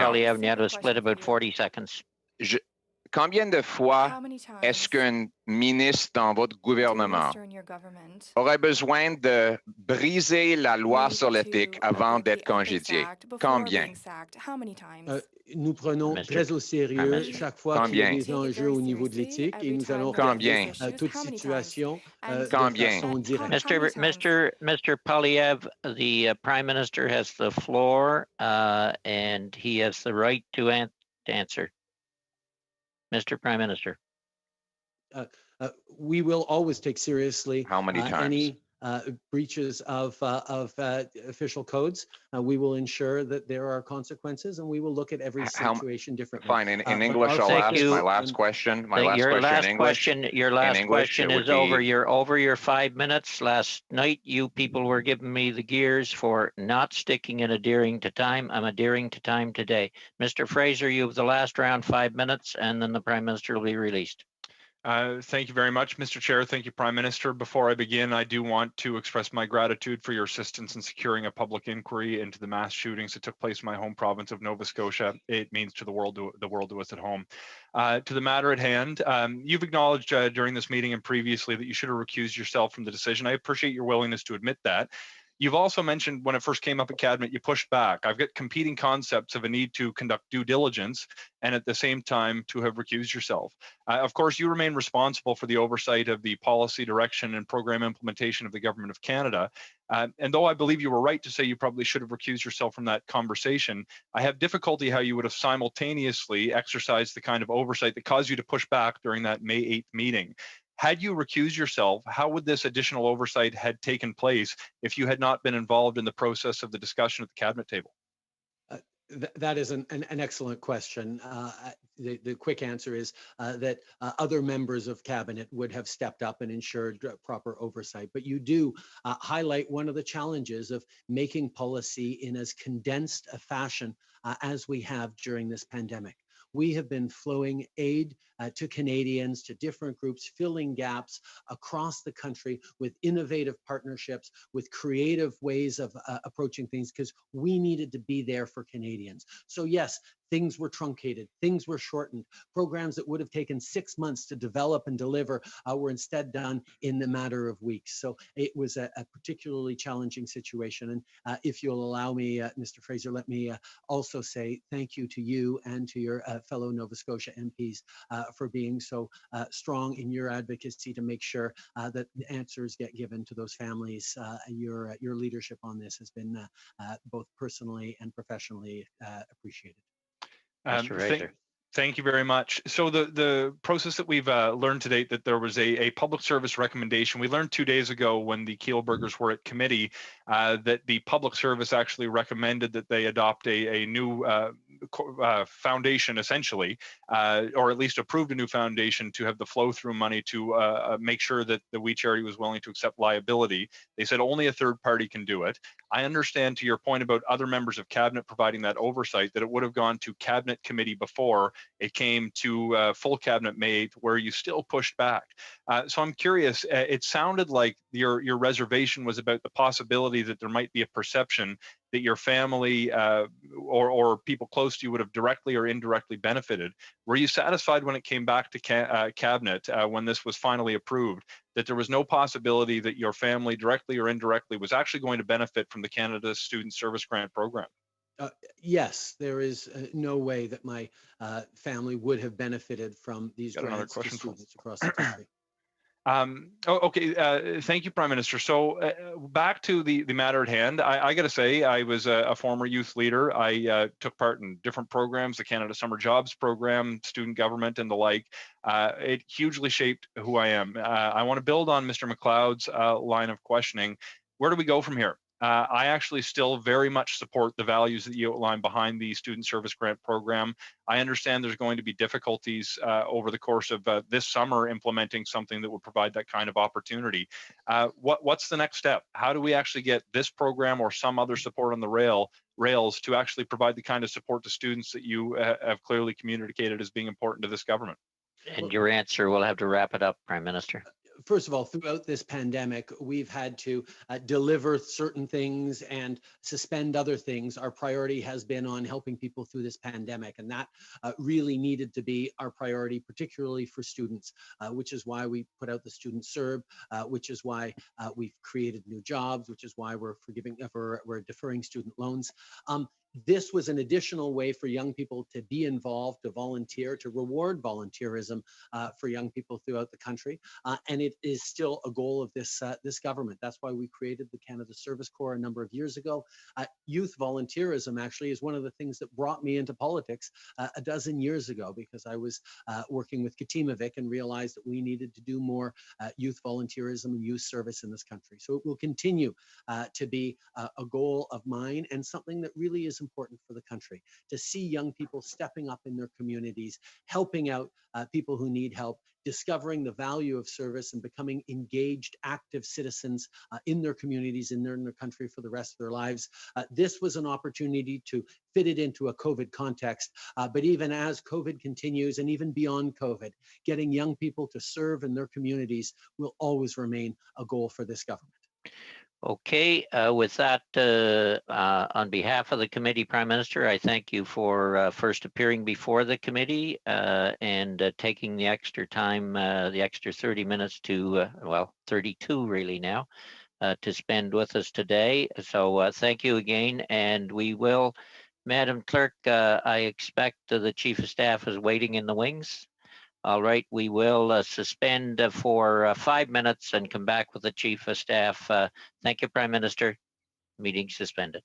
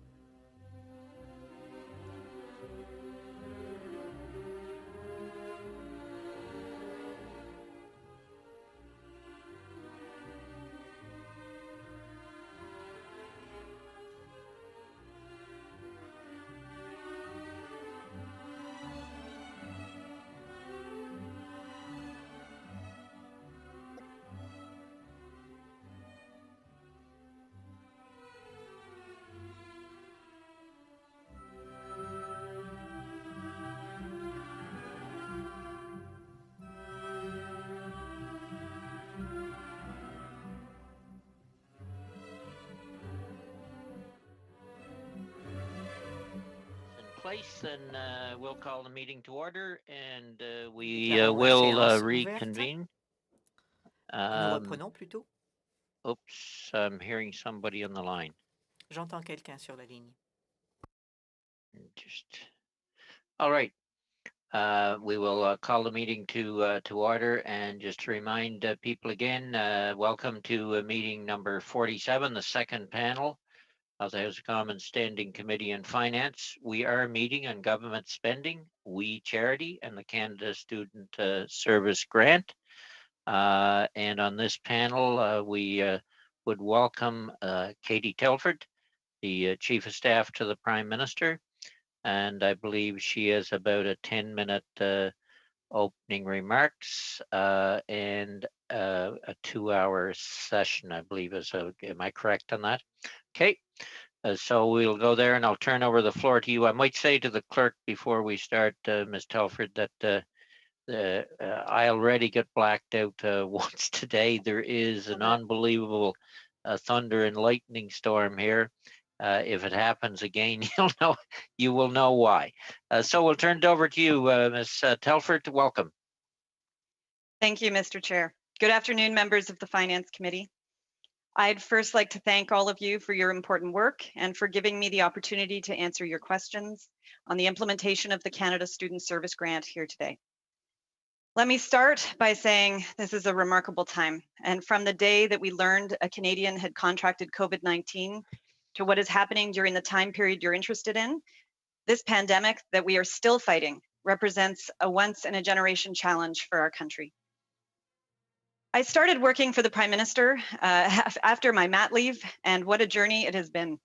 I ran his leadership campaign in 2012-13 and went on to lead the 2015 campaign, and I've been his Chief of Staff ever since. And unbelievably, my son just turned 9. So some of you may know that I'm a person interested in data. And data has always helped me assess what we are doing well and what we need to do better. And these past few months, every day, we were all waking up to, some very alarming statistics. They were more than statistics. Hundreds of people dead because of COVID-19. Hundreds of thousands of people applying for the CERB because they lost their job. Millions of families going through a really tough time. Millions of women in lower wage jobs being especially hurt. Women's participation in our economy is being set back. And every day, daily projections were telling us, and still tell us, that if we weren't and aren't successful in slowing the spread of the virus, things would get much, much worse. Le travail du Premier ministre consiste à venir en aide aux Canadiens dans le besoin. Mon travail en tant que chef de cabinet est de l'appuyer dans tout ce qu'il fait. Je travaille dans le monde politique depuis un bon moment maintenant, et cette pandémie représente un défi comme nul autre auparavant. Mais c'est aussi vraiment gratifiant pour moi d'avoir l'opportunité de faire une différence dans la vie des gens. Depuis le début de la crise, nous avons annoncé une foule de mesures pour protéger la santé des Canadiens, aider ceux qui ont perdu leur emploi et préparer la relance de notre économie. We acted as fast as we could, knowing we might make mistakes along the way because people were really struggling. So we needed to move quick. Take the emergency response benefit or the Canada Emergency Wage Subsidy. We'd already announced these programs when we realized we needed to make them more accessible, more generous, simpler. But job one was get these programs out the door to help people. When we realized that improvements were needed, we made changes. The CERB and the wage subsidy has since helped millions of Canadians right across the country. Back in April, our government announced a $9 billion plan to help young people get through the pandemic. It included measures such as the Canada Emergency Student Benefit, differing student loans, and yes, the Canada Student Summer Grant. I want to go back to the first time we discussed a potential aid package for students. On April 5th, there was a meeting by phone, as they all were at this time, between the Prime Minister and the Finance Minister. It was a stock take on the entirety of our government's ongoing economic response to the pandemic. There were 15 different decision points on the Canada Emergency Wage Subsidy that Sunday evening, and it was being announced the next day. That was the focus of the call. We also talked about an orphan well program for Alberta, Saskatchewan, and Newfoundland, to help workers in the energy sector who have been hit especially hard by the crisis. At the end of that conversation, the finance minister spoke about gaps he had identified in existing programs like the CERB. We knew that some people were still falling through the cracks. People like seniors, seasonal workers, and yes, students. At the time, the Ministry of Finance was thinking about some form of financial assistance, more Canada summer jobs, and a moratorium on student loan payments. We also talked about using the Canada Service Corps to encourage and support young people who want to volunteer and help their community during this pandemic. That was a very brief part of a larger conversation, and everyone agreed that there was more work to do. Just a few weeks later, after a lot of hard work by many people across the government, the Prime Minister announced a $9 billion aid package for students, which included the items I just listed. The Canada Summer Student Grant Program was 1/10 of that package.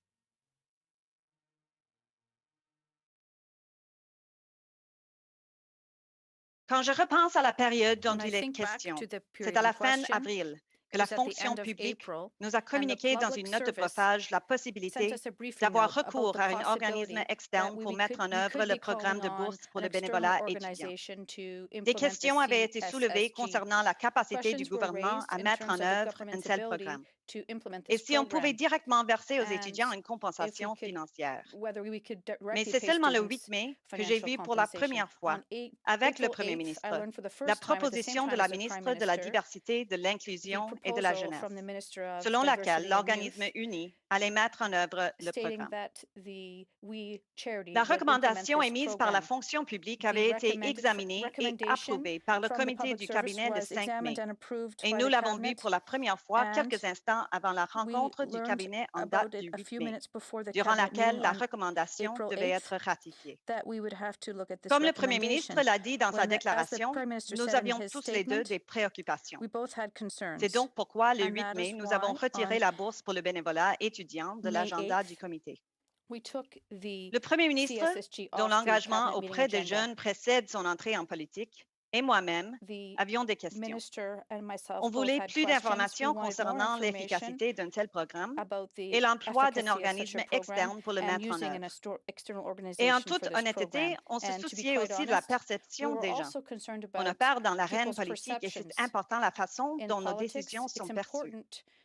Nous avons cherché l'assurance de la fonction publique qu'UNI était bel et bien la seule organisation qui pouvait mettre en œuvre le programme et que sans l'ombre de doute, UNI était le bon partenaire pour cette initiative. Lorsque la note de financement a été approuvée, le Premier ministre a ajouté un dispositif supplémentaire en disant que la ministre devra écrire au président du Conseil du Trésor pour accéder à plus de financement si le programme prenait de l'expansion. This proposal to help students was recommended by the Public Service. This was not a choice between different organizations to deliver the program. This was a choice between going forward with the program or not. I will add that we had previously received the Ethics Commissioner's approval for Sophie Gregoire-Trudeau's work engagement with the We Charity, so I wasn't aware of any conflicts. You have heard the Prime Minister say that he regrets not recusing himself. I have regrets about that too. Obviously, this didn't happen as we intended to, and this is not what we had envisioned, and I share in that responsibility. Over the past few weeks, I have thought a lot about this program. I have thought about what we could do better and how we could apply lessons we've learned going forward. In hindsight, I recognize that while we did ask many questions to make this program a success, we could have done better. We could have done more. We could have added yet another layer of scrutiny to avoid any potential perception of favoritism.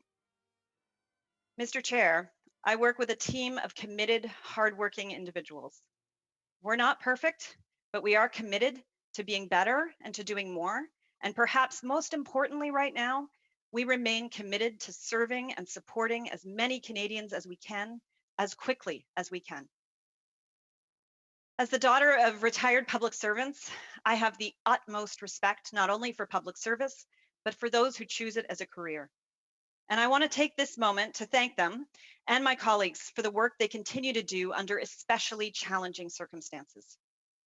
I believe that we all get into public service to help others. And what a time for all of us to be doing that.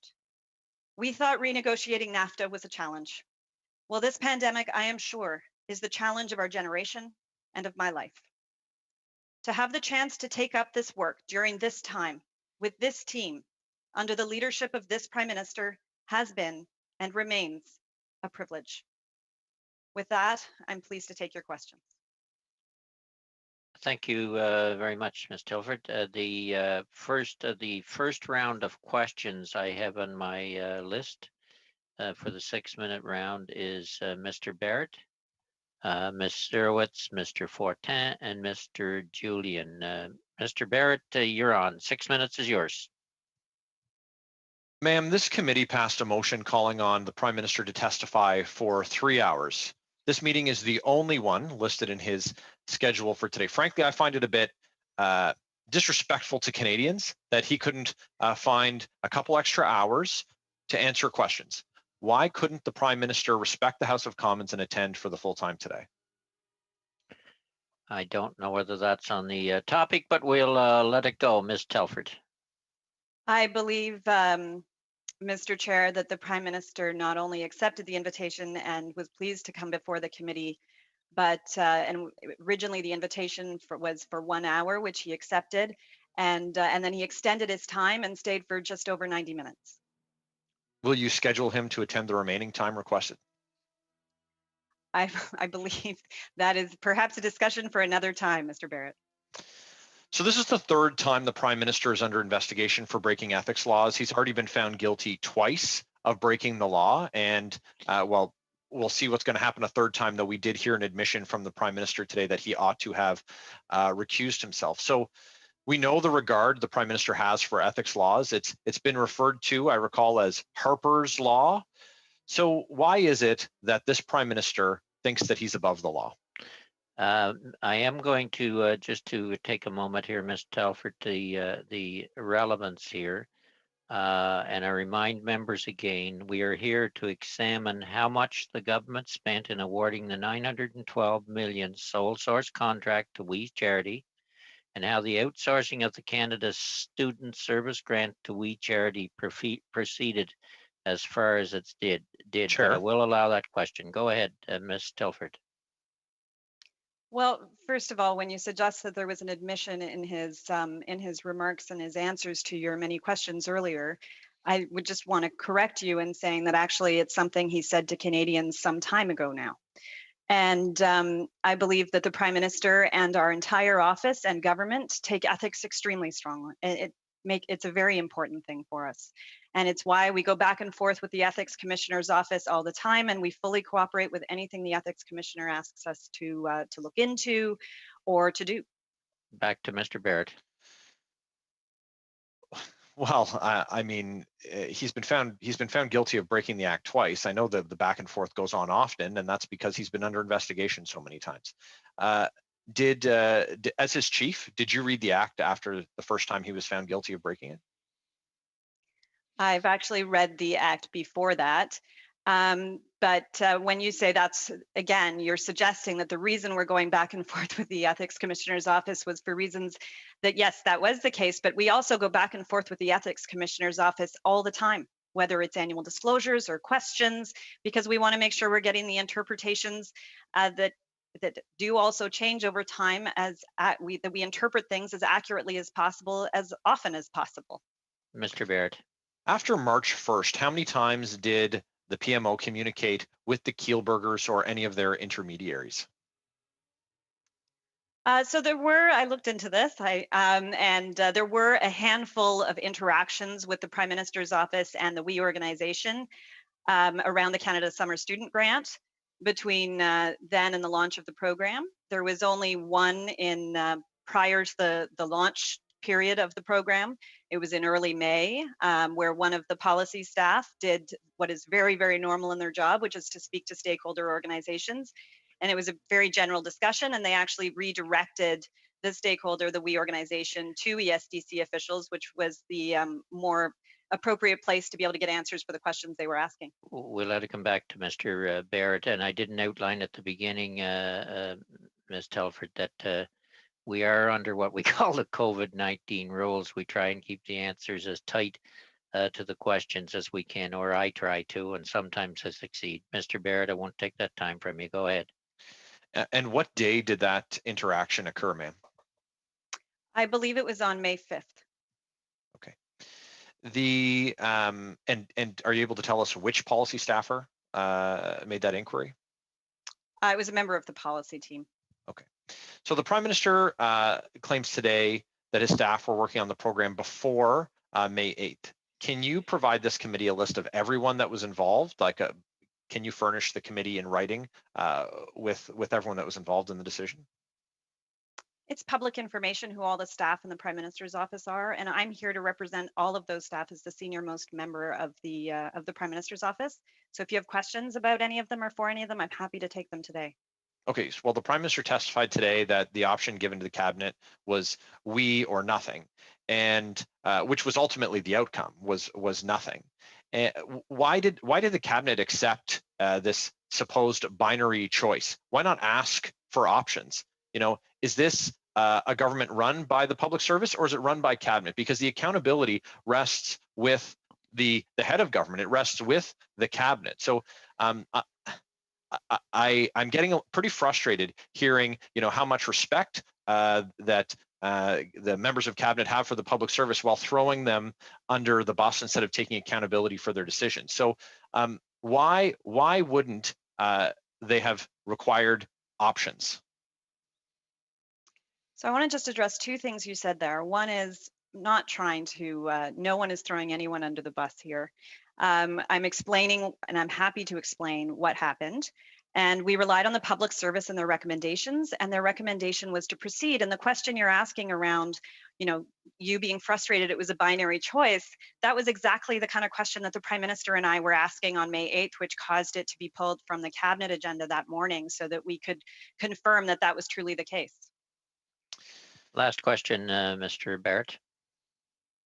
Since from March 1st until now, when did you speak with the Prime Minister about the WE organization? On May 8th was when we first learned that the WE organization was being proposed as the organization to deliver and administer this program. And so that is when we spoke about it. Thank you both. We'll turn now to Ms. Zerowitz for 6 minutes, followed by Mr. Fortin. Ms. Zerowitz. Thank you so much, Mr. Chair, and thank you, Ms. Telford, for joining us today. We really are grateful. You know, it's we always remember to thank our ministers, our Prime Minister, our bureaucrats, but we often forget the amazing team of people that sit in the Prime Minister's office. So I want to say a huge thanks to you and to the amazing team there. I can only imagine how crazy the last few months have been. So thank you for your extraordinary effort. My first question is, you rightly talked about how we've gone through an unprecedented time and the impact to Canadians has been extraordinary. You know, we have asked our politicians, our civil servants, our staff to work at an extraordinary pace to deliver over 70 emergency programs at a spend of over $200 billion. And this is just a general question. Were there any additional processes put in place or any special oversight mechanisms because of the increased level of spending and the speed of the decision making? Thank you, Mr. Chair. I think that's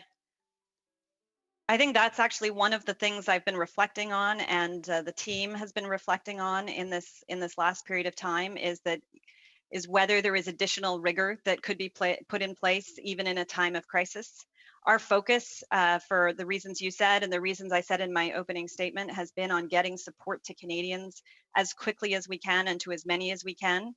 And that does not mean, and that is why we also held up the proposal on May 8th, that rigor does not need to be applied. And we know that rigor has been being applied by the public service throughout, by staff and ministers' offices and ministers throughout.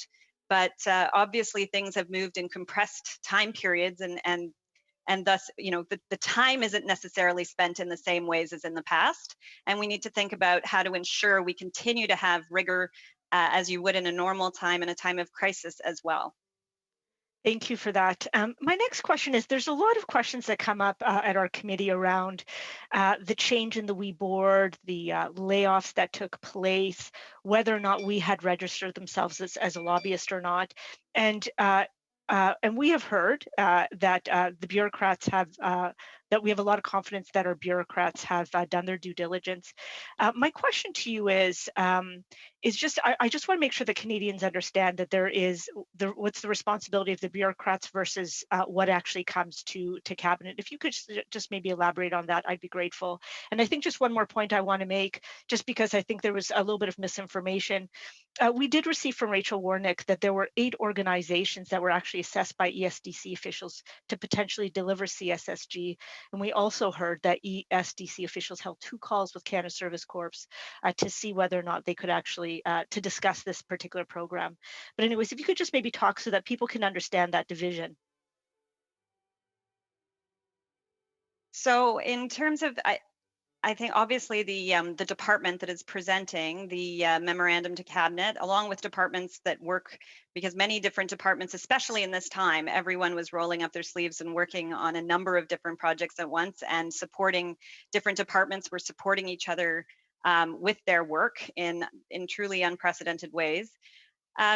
What ultimately comes to cabinet is a memorandum to cabinet that summarizes those recommendations, summarizes the due diligence that has been done. And it was there that we saw that the recommendation that said that there is this one organization that is able to deliver this program. I think, you know, one of the differences is there are all kinds of briefing notes that go back and forth between departments on all kinds of details within it, that we're looking at some of those assessments that you describe, and that I believe you've had officials, I know you've had officials who have come to committee and described them. And there's all kinds of work done between ministers' offices and departments leading up to that memorandum of cabinet that then summarizes the information they've put together and makes a recommendation to cabinet. Thank you. My next question is, I know that there was a lot of anxiousness to ensure that the programs for youth were accelerated as fast as possible. Can you describe to us what is your understanding of what was behind the Prime Minister's motivation to deliver the program as fast as possible? And that was the CSSG program, as well as all the other student programs that were introduced. Look, going back to the April 5th conversation that I referenced, and it was a relatively brief conversation, but it does kind of, I think, summarize an answer to what you're asking. We talked about the fact that there were gaps in our existing programs, and that there were certain populations, key parts of our population, that weren't yet getting the support that they needed. As I mentioned, we've talked about seniors, we've talked about seasonal workers, and we talked about, in that case, students. And when it came to students, we talked about students first and foremost. Job one was, you know, how do we help those students who all of a sudden found themselves heading into summer, because not only was there a pandemic, it was the end of their school year, or it was about to be soon. And so how do we help those students who had rent to pay, who needed to put groceries on the table? And then our second objective, but a very important one, was we were starting to already see research and stories being told, and people telling us directly about the impact. And I know I heard some members talking about this in the committee with the Prime Minister earlier as well, that you all recognize, because you hear it from your constituents, I know, of, you know, the concerns around mental health for young people, the concern about wanting to make sure that we don't have a lost generation here, where they have to spend years catching up from this period of time. And so we wanted to see what ways we could ensure that we were connecting young people to their communities and encouraging people to be innovative in that regard. And this has been something the Prime Minister's talked about for a long time as well. We're going to have to move on here, Ms. Telford. Turning then to Mr. Fortin for 6 minutes, Riel. Merci, Monsieur le Président. Madame Telford, le Premier ministre s'est déjà fait prendre 2 fois là, à déroger aux règles d'éthique, une fois avec le cas de la GACAN, une autre fois avec SNC-Lavalin. Il y a eu d'autres aventures. Quand c'est venu le temps de se prononcer sur le dossier de We Charity au début, le Premier ministre nous dit « J'ai reporté la rencontre, la décision à plus tard parce que j'étais pas confortable » et vous nous confirmez que c'était le cas. Là, vous sentiez qu'il y avait une possibilité de conflit d'intérêts. Comment vous nous expliquez qu'il se fasse encore prendre la main dans le plat de biscuits après tous ces drapeaux rouges qui sont devant lui?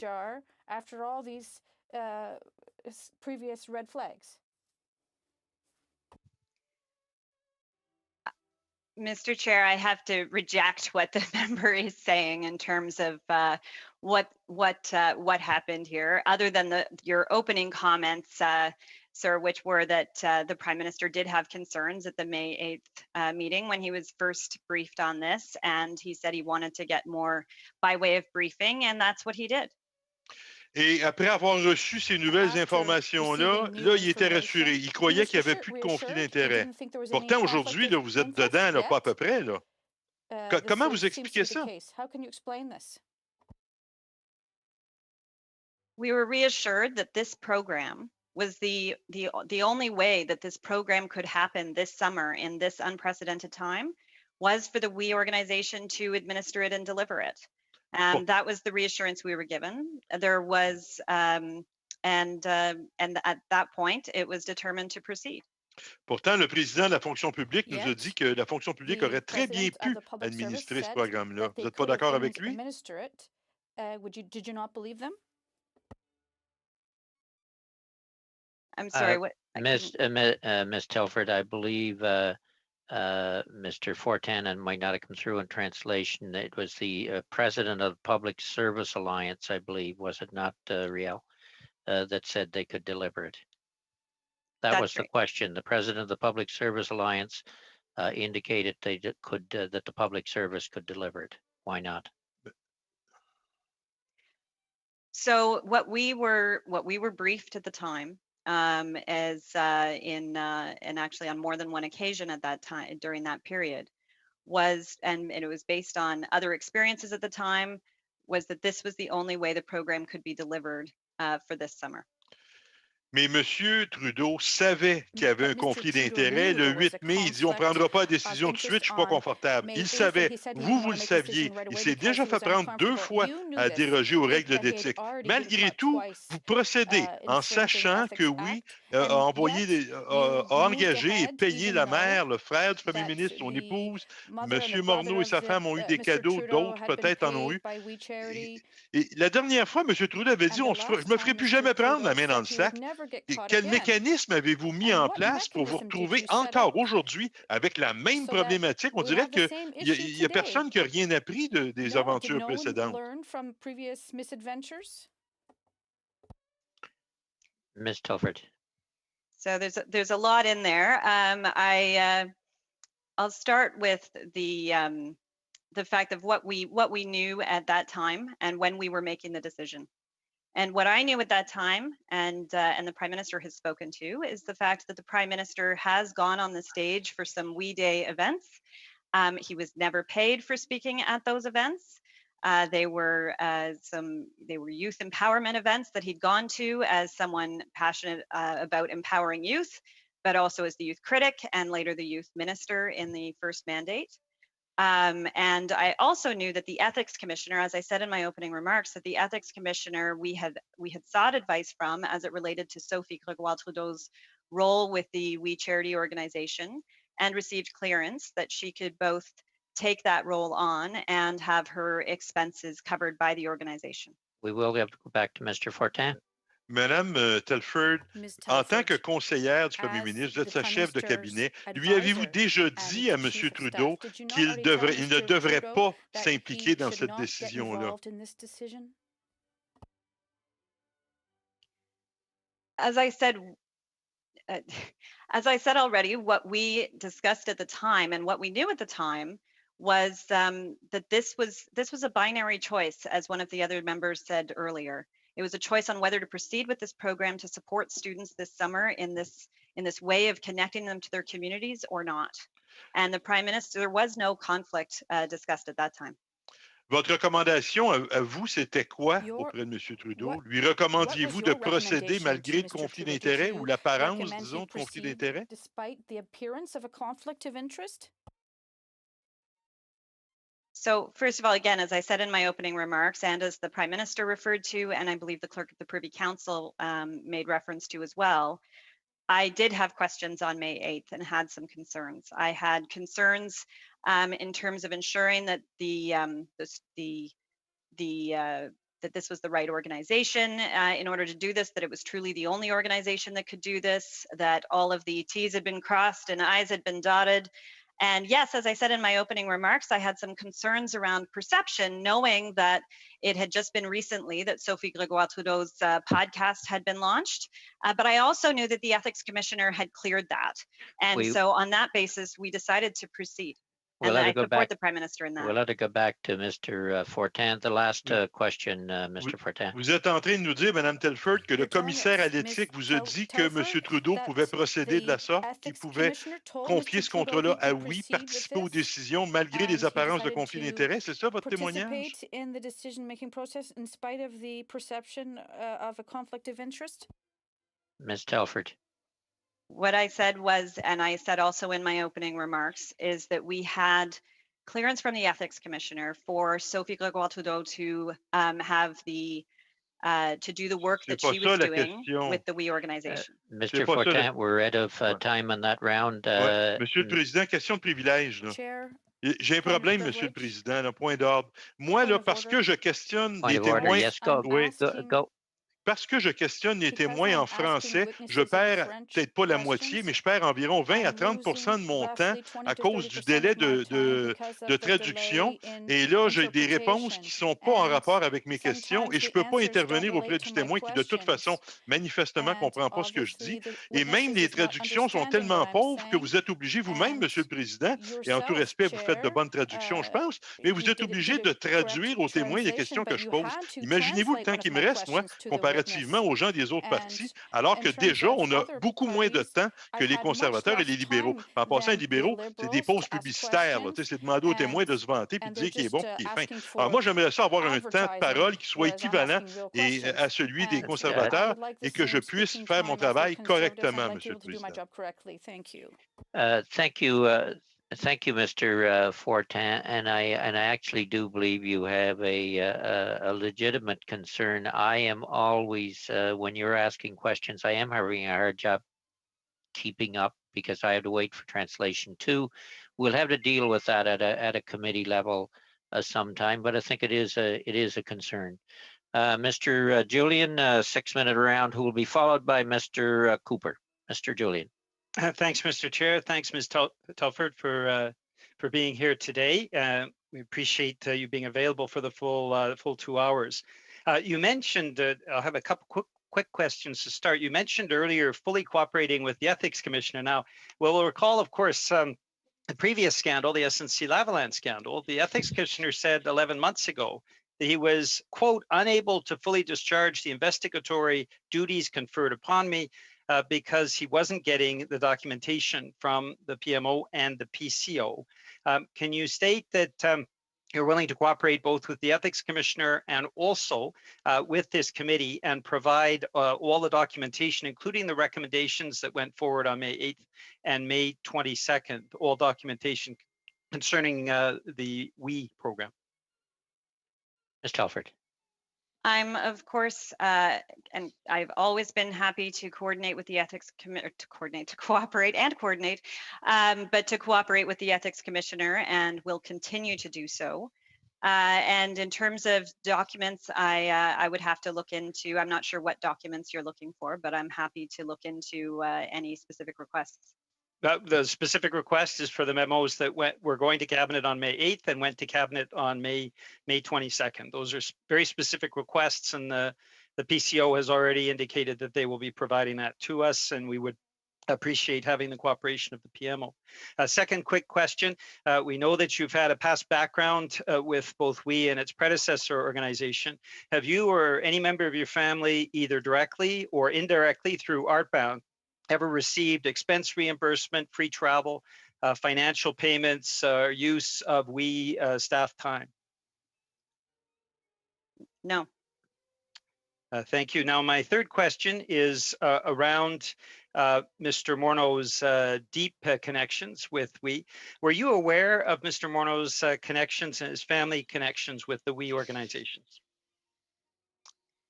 The only connection that I was that only really came back to me recently was the fact that, as the Prime Minister mentioned, his daughter had written a book that when I saw the cover shown recently, it had, or I'm not sure if it was the front or the back, but It did have a quote from a Kielburger on it, and that was really the extent of my knowledge of the connections.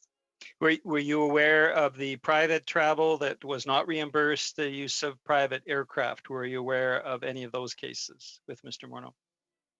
Not until recently. Were you aware that we use their staff on staff time and basically provide them with expense reimbursements to help fill seats and act as backdrops at Mr. Morneau's events? No. Given those direct benefits, would you agree that Mr. Morneau was clearly in a conflict of interest around this wee proposal? Minister Morneau has already said that he apologized and said that he wished he'd recused himself from this cabinet decision, and I obviously support that. So if you believe he was in a conflict of interest, would that not apply to Mr. Trudeau as well?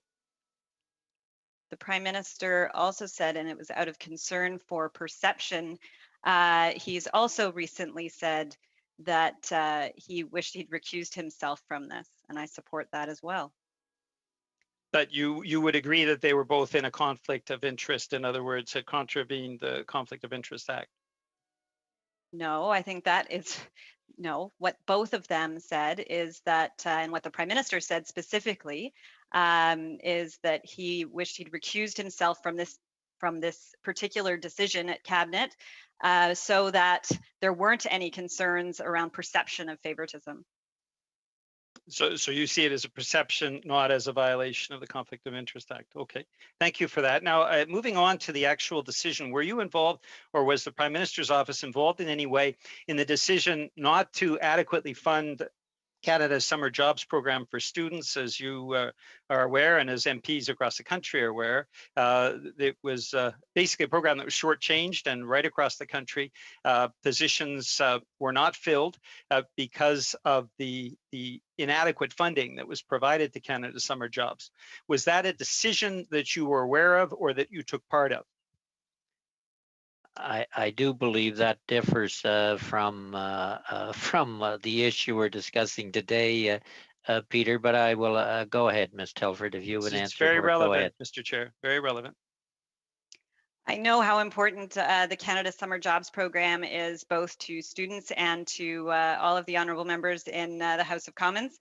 We hear about it from caucus members on a regular basis, how important it is in their ridings. And I was pleased to hear recently that there's over 85,000 jobs that have been approved through the Canada Summer Jobs Program this summer. Well, my question was actually, were you involved in that decision, or who took that decision? But I'll move on. I will quote from you from the Public Service Alliance of Canada's national president, Chris Alward, who appeared before this committee. He said, and I quote, Mr. Trudeau's claim that We Charity is the only one that can administer the new grant program is not only factually wrong, it's also insulting to our members. And that means both in terms of the Prime Minister's testimony and yours, that factually you are giving information that is simply incorrect. To what extent was the public service actually involved in this decision when clearly public servants wanted to be involved in the program, were ready to be involved in the program, and don't appear to have been considered at any point in the elaboration of this scheme? So we can go based on the information that was recommended to us at the time by public servants. And public servants themselves said that this was a program at this time that was best administered by a third-party organization. I just quoted a public servant that said the contrary. Mr. Julian, I took a little time from you talking there, so I'll give you one more question. The public servants have indicated that they could administer the new grant program. My question to you is, and it comes back to the Canada Summer Jobs underfunding as well, who made these decisions? Were they passed on to you?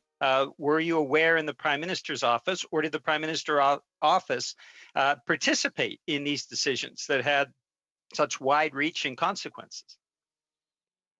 Look, it's my job to give the best advice I can based on the best information I can to the Prime Minister on all of the decisions that are coming before him and before the Cabinet.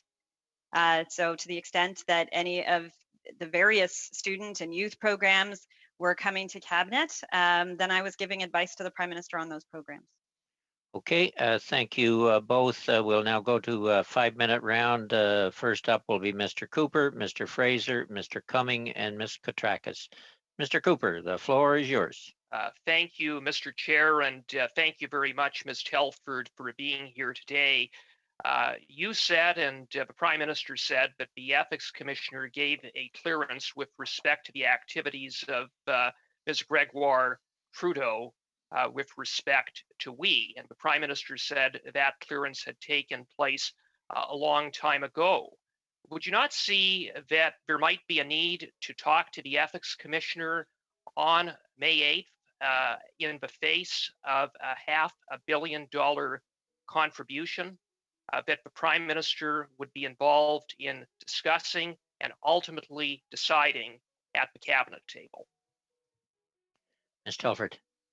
So when clearance was sought for the work that Sophie Gregoire Trudeau has been doing to work on destigmatizing mental health and empowering young people, the ethics commissioner actually explicitly stated that she was asked to be doing this in her own right, not as wife of the Prime Minister, and that her expenses could be covered as part of that work.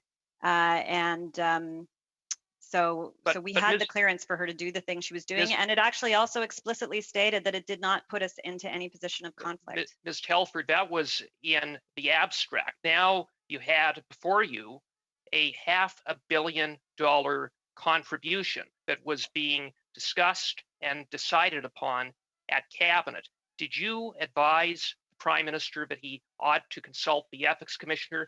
And if not, why not? And why didn't he? Because obviously it's proven, as it turns out, to be of some interest to the Ethics Commissioner. Ms. Telford. I don't believe it was entirely in the abstract. We had a very complete description of what Sophie's work was going to be and the kind of, and the scope of it. And that's what had actually just recently launched. The podcast was part of that scope. It also included a clearance for her to be able to do travel for some of her speaking engagements with the organization. You said, and the Prime Minister said, you were concerned about people's perceptions. I submit that I take it that would be perceptions of conflict of interest. I would submit actual conflicts of interest. So it's inexplicable why you or would not have advised him or why he would not have taken it upon himself to go to the Ethics Commissioner. But I want to ask you about May 8th and what you said and what he said, namely that he pushed back when he learned about the proposal and had questions. If, in fact, the Prime Minister pushed back, then how do you explain that the We organization was collecting eligible expenses as of May 5th? Ms. Telford. I think that is a question that is, and I'm sure you did, but it's a question best placed to the officials who made the arrangements with the We organization. I believe you asked those questions of the We organization as well, in terms of the specifics within the contribution agreement. But you suggested that it was perhaps, you said if he pushed back. I can assure you he actually did push back with a number of questions in that briefing, and it's why it didn't go to cabinet that day. Well, but for 2 weeks between May 8th and May 22nd, we continued to incur eligible expenses. So it just doesn't add up to say the Prime Minister pushed back, but it wasn't frozen. The message wasn't conveyed to we, and they continued to proceed with moving ahead as though they were about to administer the program. How do you explain that? Again, I would encourage you to ask those questions if you haven't already, though I'm sure you did, of the We organization and of the officials involved in the crafting of the contribution agreement. Well, clearly the message didn't get very far if the Prime Minister, in fact, pushed back. The program was launched, as you know, at the end of June, and it was only at that time that the agreement, or just prior to then, obviously, that the agreement was finalized. How they structured the details within the agreement, that I cannot speak to. well, they continue to incur expenses as the Prime Minister supposedly pushed back. But I want to ask you, Mr. Julian had raised the issue of Artbound, and I want to pick up a little bit on that and ask more broadly, what is the total value of expenses, benefits, reimbursements, or any other in-kind or monetary consideration that you have received from the We organization or any organization affiliated with Kielburgers?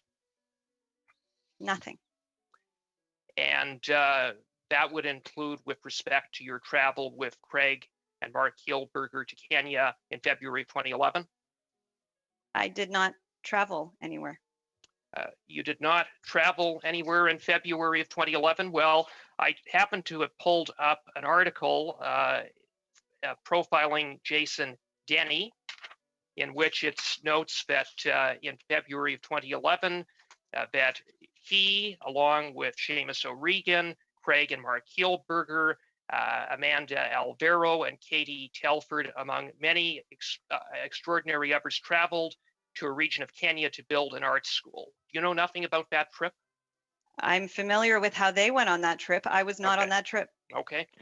Okay, we'll have to end it there, Mr. Cooper, and we'll go to Mr. Fraser, followed by Mr. Cumming. Thank you, Chair. Thank you, Ms. Telford, for being with us today. I want to just prod into the May 8th meeting a little bit, where there was pushback and concerns raised. In response to Mr. Barrett's question earlier, you indicated the kinds of things that were pushed back on was the binary choice that was presented by the public service. I'm curious, did you actually push back, you or the Prime Minister push back on the idea that it had to be a binary choice? Did you ask that they consider other organizations?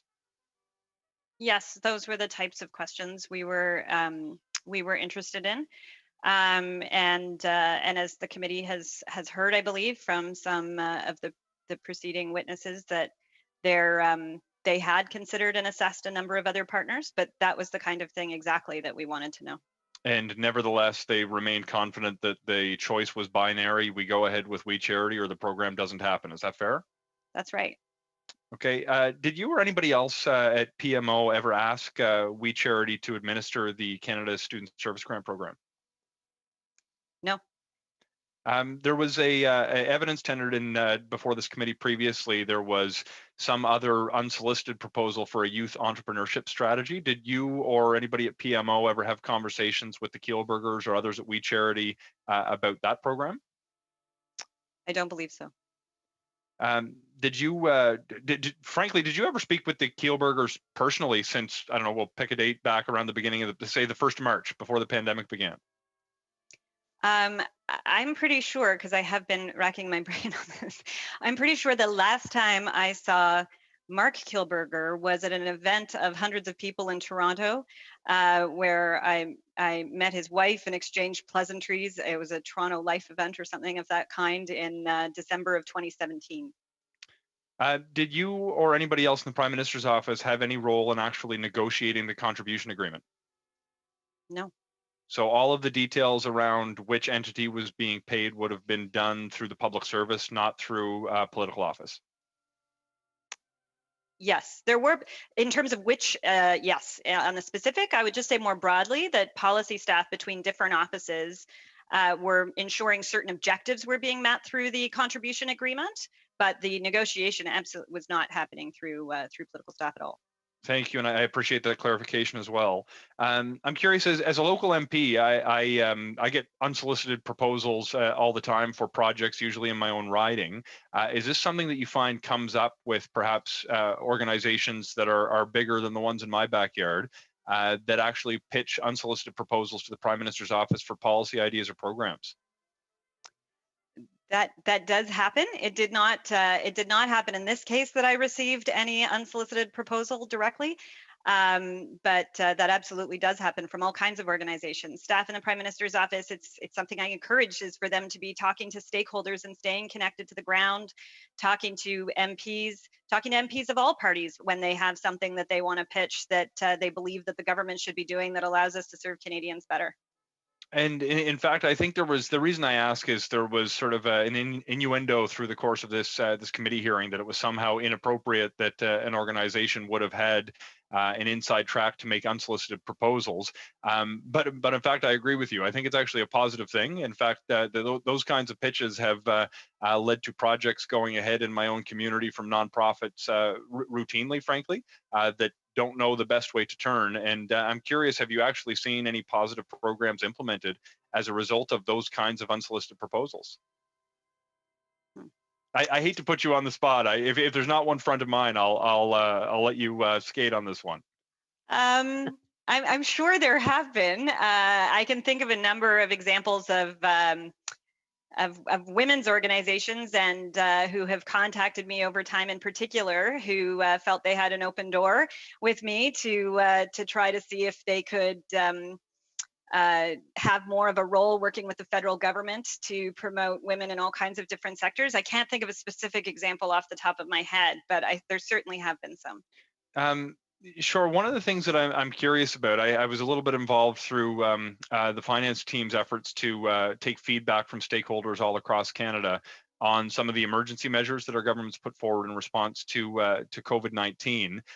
Frankly, the Canada Student Service Grant is not something that I was engaged with consultation processes on. But from your perspective, how much time did this eat up in comparison to the other programs? I'm thinking about CERB, the wage subsidy, the rental assistance, the program to support women's programs, programs to support charities, etc. I don't want to just rhyme off a list of dozens of programs here. But what was the time breakdown? Was this a major time suck in terms of the policy development, or how does it compare to the other programs? That'll have to be the last question, Sean. Ms. Telford. Well, I can't speak for everyone involved in this, because I'm sure it took a lot of work by a lot of the both policy staff in different offices and of course the officials who worked on this program. Though I do know that many of those same people were working on more than one program and issue to support Canadians at a time. And as you've heard in terms of the Prime Minister, I think probably in normal circumstances, there would have been some greater lengths of time, even just between cabinet committee and briefings from one to the next. And that is what has made this time so unprecedented, is that things are moving from, one, as I said, on the Canada wage subsidy, there were 15 decision points on April 5th for a wage subsidy that was, I think, desperately needed by Canadians and Canadian businesses, and it was being announced the next day. That's how quickly things have been moving. Okay, thank you both. Turning to Mr. Cumming, followed by Ms. Kotrakis. We've 5 minutes. James? Great, thank you, Mr. Chair, and thank you, Ms. Telford, for being here today. On which date since March 1st did you communicate with Minister Morneau or his staff about WE?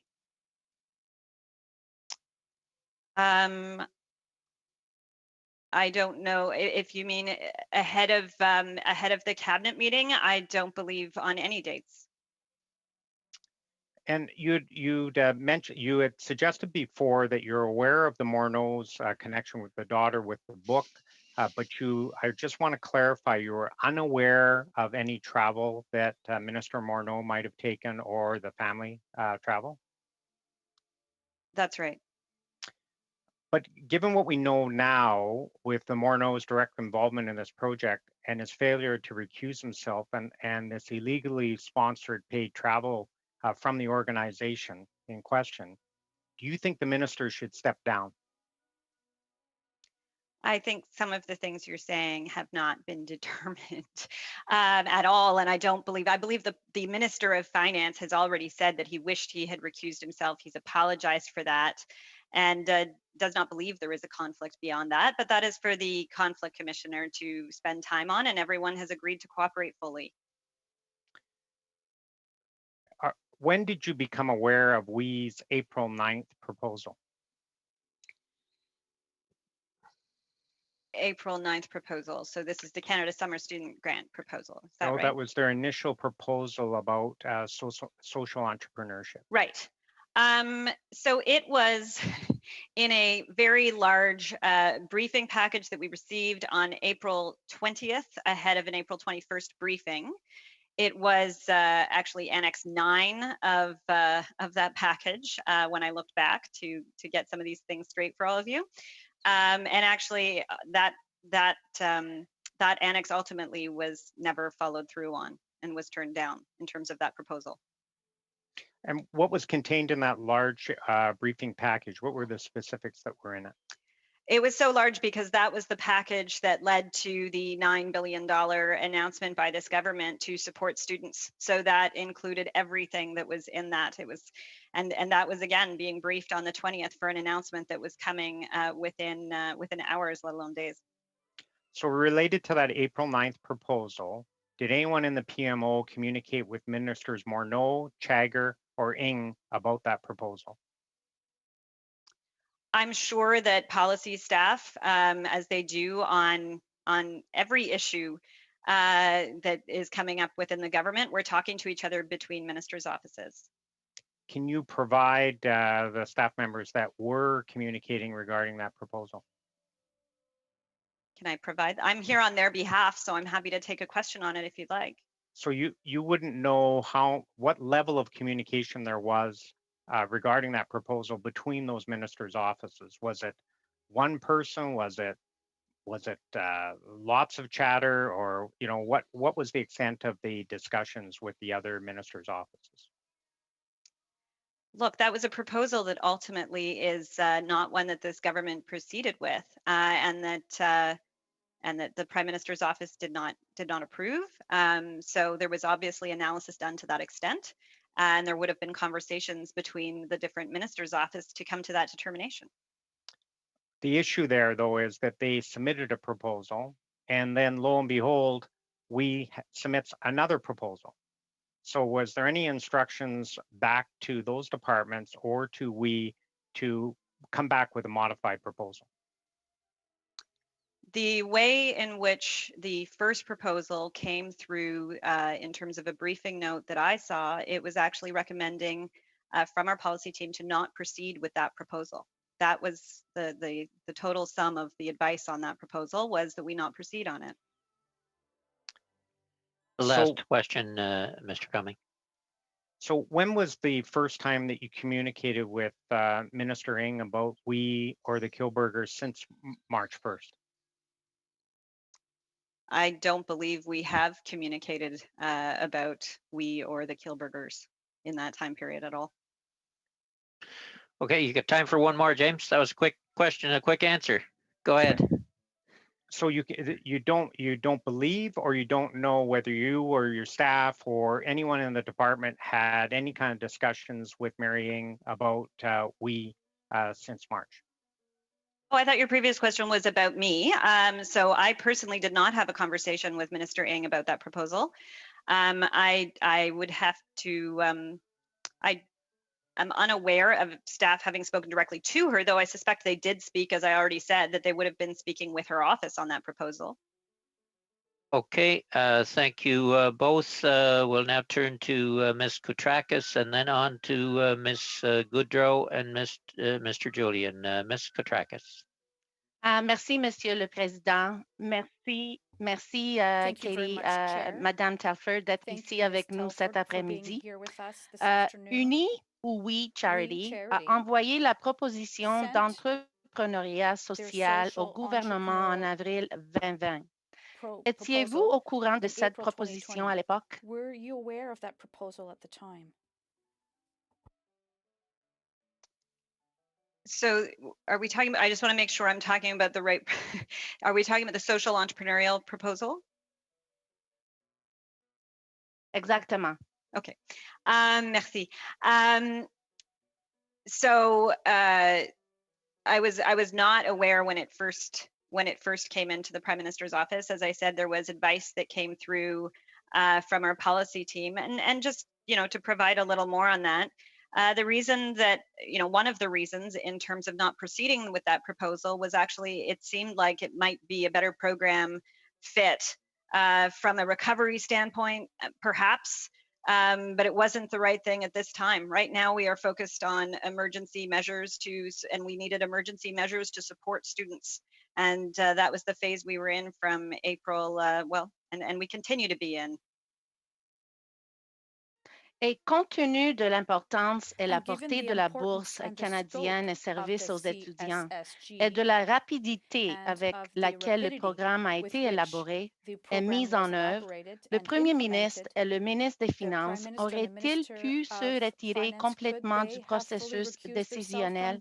Y aura-t-il un impact significatif, sur l'octroi en temps voulu ou sur la qualité de la bourse canadienne de services aux étudiants si le Premier ministre se récusait complètement de la décision?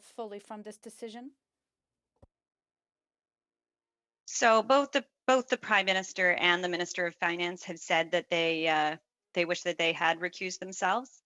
It's hard to speak in terms of what might be the case, but I don't believe, because the program was being offered as a binary choice, it was whether to proceed or not proceed, that the program would have been any different if they had been there. But there was, I think in retrospect, they have both said, given the potential for concern around a perception of favoritism, that was reason alone for them to have recused themselves.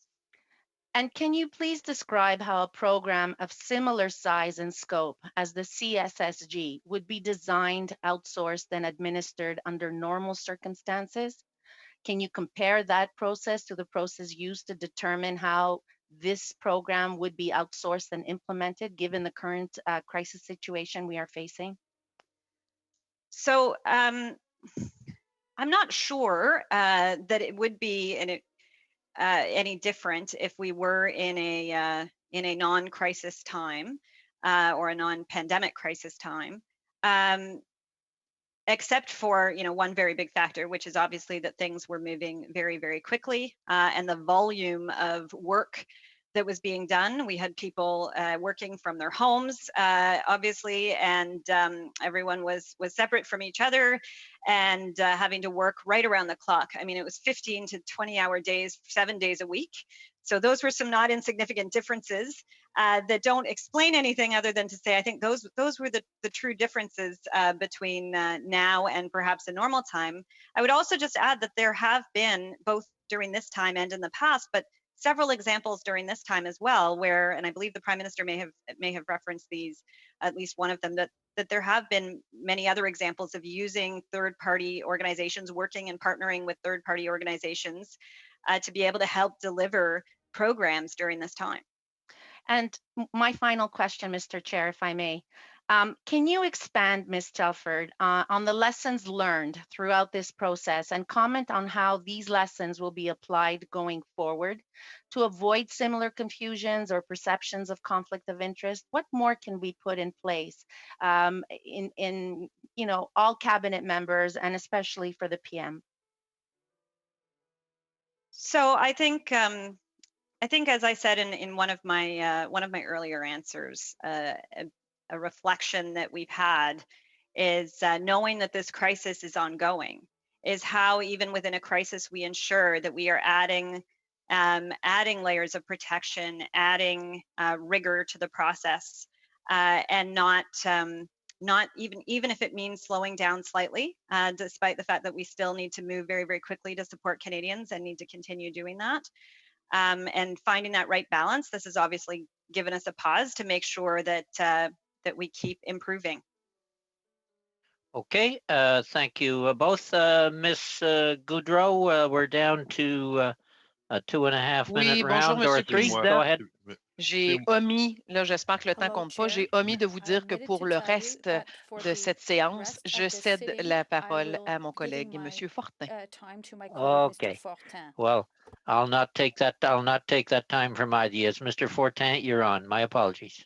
Merci, c'est gentil, Monsieur le Président. Monsieur le Président, je vais commencer d'abord en m'excusant pour tantôt. Je crois que je me suis mal interprété. Je disais que le service de traduction me causait un préjudice énorme puisque je perds environ 20% de mon temps, mais la critique n'était pas à l'endroit des traducteurs eux-mêmes. Je tiens à le préciser, ils font un travail exceptionnel.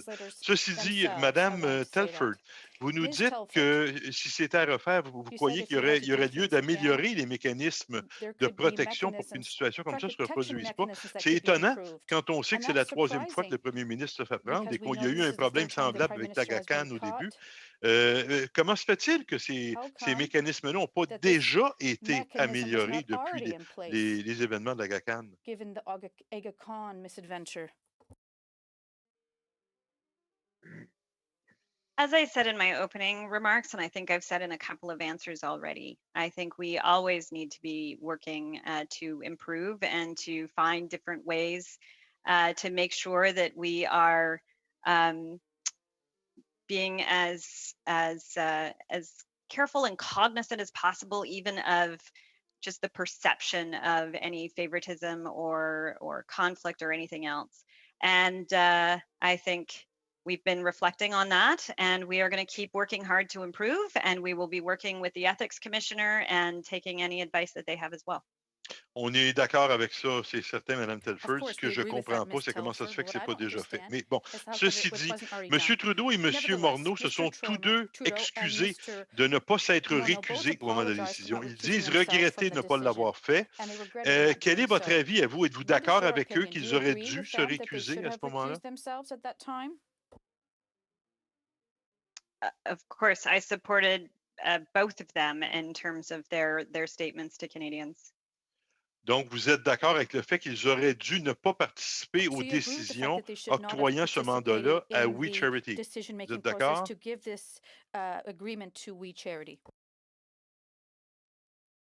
I think they've both said that in hindsight, and upon reflection, that they both wish that they had recused themselves. Oui, And that I agree with. Mais la question, c'est vous. Est-ce que vous êtes d'accord avec ça, qu'ils n'auraient pas dû siéger sur cette décision-là?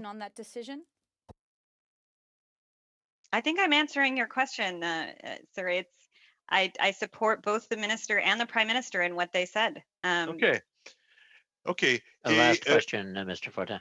Et Madame Telford, si vous êtes d'accord aujourd'hui pour dire qu'il n'aurait pas dû siéger et que les deux sont d'accord aujourd'hui pour dire qu'il n'aurait pas dû siéger là-dessus, comment expliquez-vous qu'entre le 8 mai, le moment où le drapeau se lève, à mon avis, il aurait dû se lever avant, mais il se lève le 8 mai, comment expliquez-vous qu'entre le 8 mai et le moment de prendre la décision, vous décidez tous ensemble de dire « OK, on va voter », puis aujourd'hui, vous dites tous ensemble « Ah non, on n'aurait pas dû finalement ».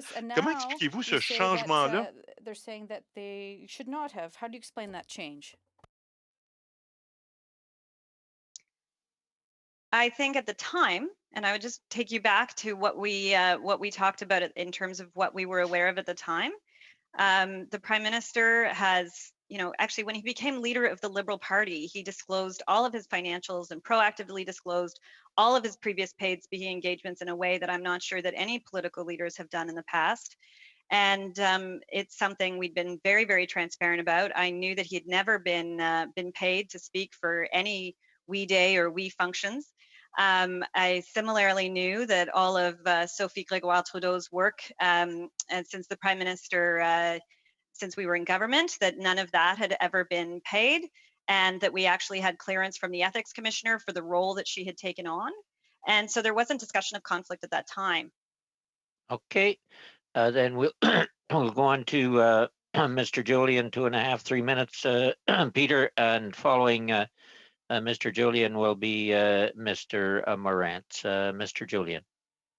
Thank you. I am interested in going into the due diligence that Mr. Trudeau alluded to in his testimony between May 8th and May 22nd. We've already determined that the public service was perfectly willing and able to assume the program. So there's no longer this binary choice that seems to have been part of testimony to justify it. But I'm interested in the issue of liability. During that 2-week period, was there investigation, and were you aware that the contract would actually be signed with the We Charity Foundation, which is basically a shell foundation with no assets? And that would increase liability challenges, of course, for the students if they were involved with the program, but also to the federal government. Were you aware of that, and what due diligence was done around that? I was not aware of the We Charity, We Foundation distinction at the time. That would be something that would be left to and is wise, I believe, for political staff to be leaving to the public servants is to sort out the details of how a contract and how a contribution agreement should flow. Okay, so there's no discussion of that. The Code of Ethics that governs teachers, and I'll mention BCTF, of course, as you know, the Prime Minister was briefly a teacher. Two sections of the Code of Ethics include number 2, the member teacher must respect the confidential nature of information concerning students and may give it only to authorized persons or agencies directly concerned with their welfare. And section 3, that a privileged relationship exists between teachers and students. And in other words, the teacher must refrain from exploiting that relationship for material advantage. Now, of course, in the WE scheme, there was a $12,000 payment to teachers that I think quite clearly violates those two components of the Code of Ethics for British Columbia and would right across the country. To what extent was due diligence performed to ensure that the scheme itself actually met codes of ethics for teachers across the country, who of course maintain the highest possible standards? I've actually, in my career, done a lot of work with teachers' organizations and teachers' associations as well, and but I can't say I was not involved in sorting out this part of the agreement.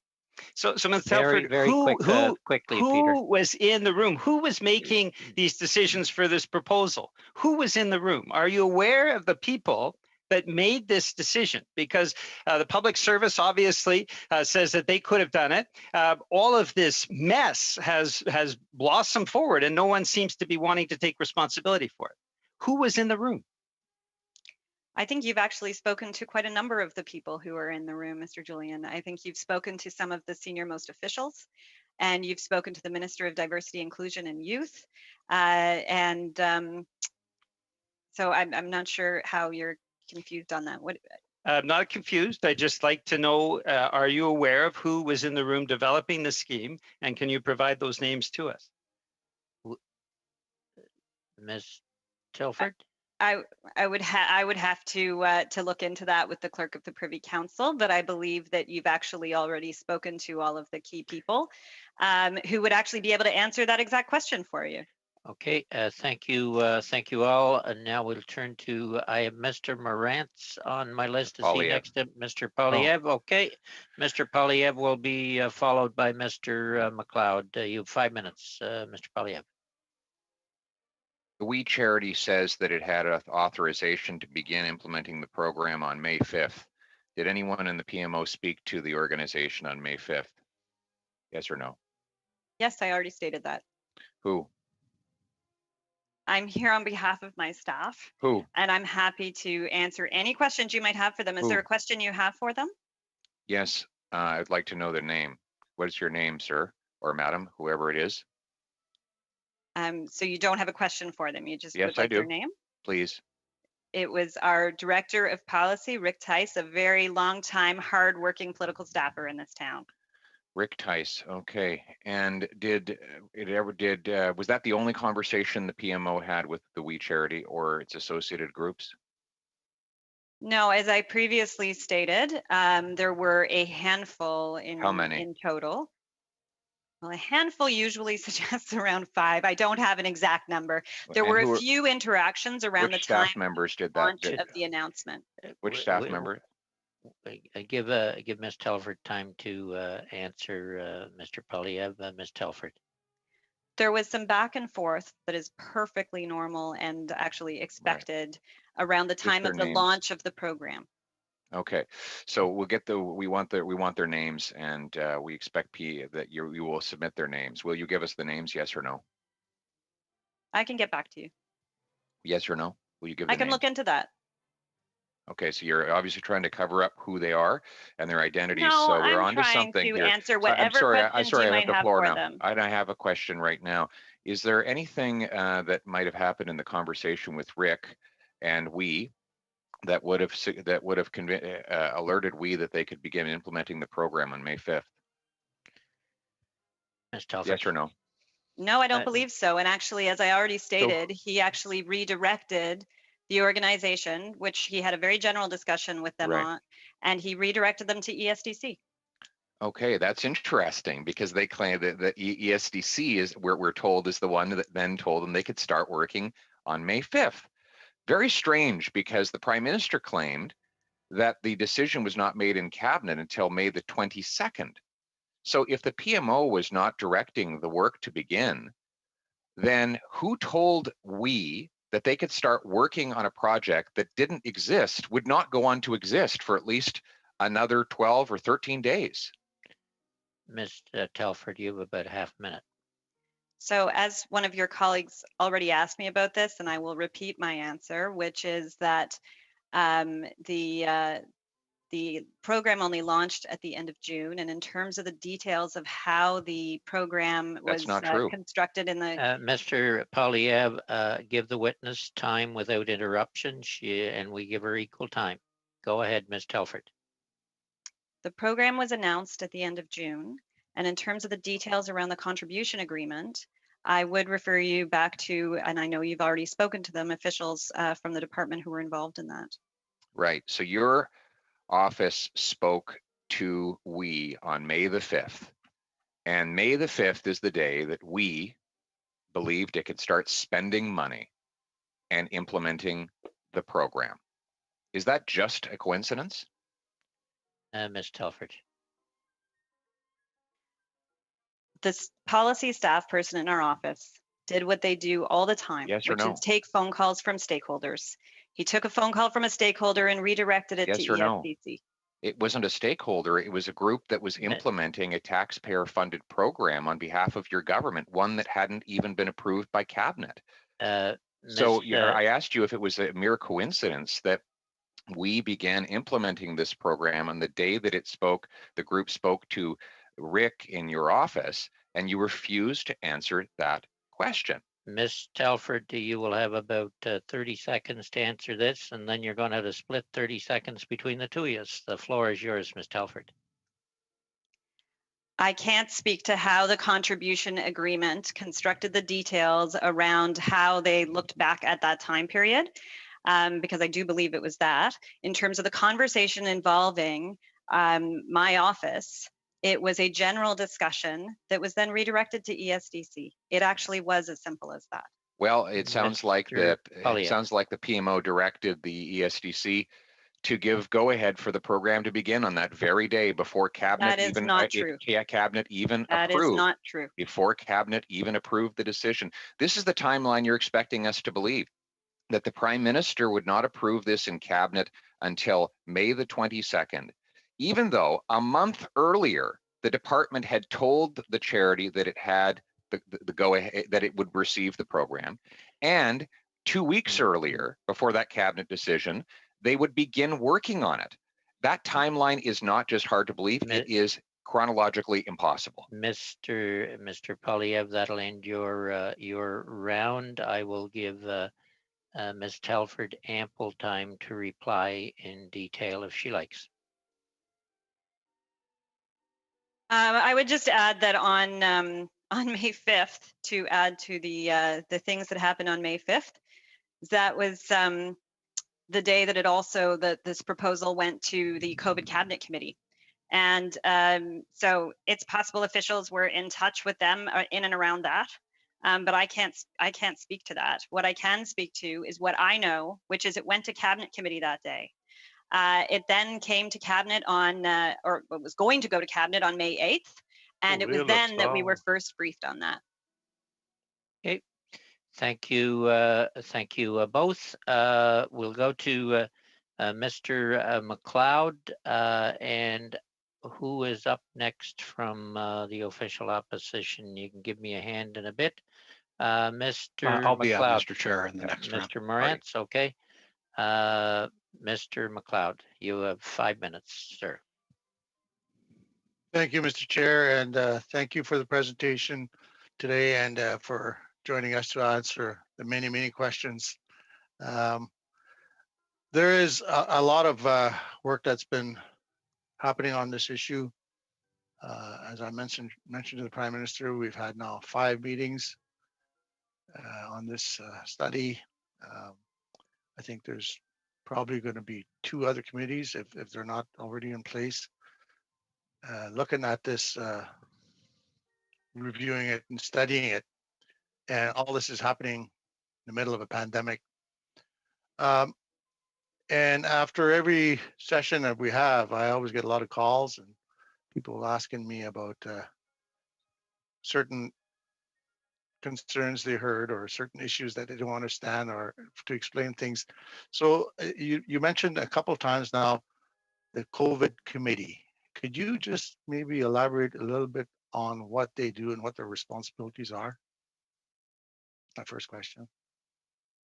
Yes, so I believe it would have been, I'm not entirely certain of the date, but I believe it would have been in early March. Might have been as early as late February, but I believe it was early March that the Prime Minister struck a cabinet committee, which we refer to as the COVID Cabinet Committee, and that Deputy Prime Minister Freeland chairs and the Treasury Board Chair Jean-Yves Duclos vice chairs. And it has been a place to be able to move and take proposals that are involving the emergency measures and the restart. It's been as we've all said, it's an incredible time. It's an unprecedented time. Things are moving extremely quickly. They've been meeting multiple times a week for months now, and for many hours a day at a time. And they look at all of these emergency measures and apply a lens that the cabinet committees pre-COVID would as well in other areas. Of course, there were cabinet committees on reconciliation and on the economy and on global security. So, we kind of consolidated things to deal with the emergency measures and restart to do with COVID to the COVID committee. And things would go to the COVID committee before then coming to a cabinet meeting, which have also been happening more frequently than even before COVID. It sounds like they're a very busy committee. Could you maybe give us an idea of how many other programs that have gone through the COVID committee and or cabinet during this time period that this committee was formed? I know there's so many things on the go right now. I am not sure of how many exactly. So I don't want to guess at that, but it has been, there have been, as I mentioned, between the Canada Emergency Wage Benefit, the CERB, the programs for seniors, for vaccine development, for the manufacturing sector and biomanufacturing. It has been an endless number of programs, and that's going to keep going for quite some time. They're doing, as you say, they're doing a lot of work. Through all these programs that are being, you mentioned, and there's more that you didn't mention, but is the advice of the public service taken on the implementation of all these different programs? Is there an input mechanism for input from public service? Absolutely. Everything that comes as a memorandum to cabinet is something that is crafted by the public service. So I want to ask one final question because it's very important to me. The opportunity to help the students through a summer volunteer program was brought to cabinet, and the decision was either to make it happen or not do anything about it. And I'm glad that cabinet decided to go forward. Unfortunately, it kind of went off the rails. Now, the need that was identified when initially the cabinet was considering this is still there. Is there opportunity to revisit this issue, maybe rejig the terms, maybe have a different agency deliver it, maybe change the time frame so that it goes into October even? Is there opportunity to do something like that to kind of save what's left of the summer and maybe into the fall and help the students, because they still need the help? They do, and fortunately, this was one of many programs that have been put in place to help young people. And as I mentioned earlier, this was, which is not to diminish it at all, but it was, less than 1/10 of the package that was announced even just for the COVID period. And as some of your colleagues on the committee had previously mentioned, there's a longstanding Canada Summer Jobs Program and other programs also in place to help youth. Having said that, in terms of this program specifically, I know that the Minister of Diversity, Inclusion and Youth is looking at all the options and we'll I hope that something, as you're suggesting, can be figured out. Okay, with that, we are a little over time. We'll go to Mr. Morantz, followed by Mr. Fragascadas. Marty, floor is yours. Thank you, Mr. Chair. Ms. Telford, I want to return to the question of the timeline that my colleague was asking you about, Mr. Poilievre. On April 22nd, the Prime Minister from his front steps announced this program, the Canada Student Service Grant. You testified you didn't learn about it until May 8th, and that, in fact, you didn't know WE was being considered until May 8th. In fact, you say the PMO policy people didn't speak to WE until May 5th. When the Prime Minister announced this program on April 22nd, what did the PMO think how did they think this program was going to be administered? Excuse me. So just to clarify for you, on April 22nd, when he announced the $9 billion aid package for students and to support students through this time, you're right, he did announce as part of that the Canada Summer Student Grant, but there was no plan for having it administered, though. There was no. There were a lot of things during this period. It was important for us to be transparent with Canadians on what was coming. It was important for us to let students know that this kind of program was coming. But you said yourself it was, or the Prime Minister did, that it was a binary choice. How can he announce a program that he doesn't know is going to be administered? How it's going to be done? Mr. Morantz, it took I'm you. I'm just asking a fair question, Mr. I know Chair. you took about 50 seconds to ask the question. I will give Ms. Telford, without interruption, the same amount of time to answer. Though, Mr. Chair. Go ahead, Ms. Telford. So at the time, and I believe the Prime Minister spoke to this in his when he appeared before committee earlier, he actually believed that the option in terms of administering the program might be the Canada Service Corps.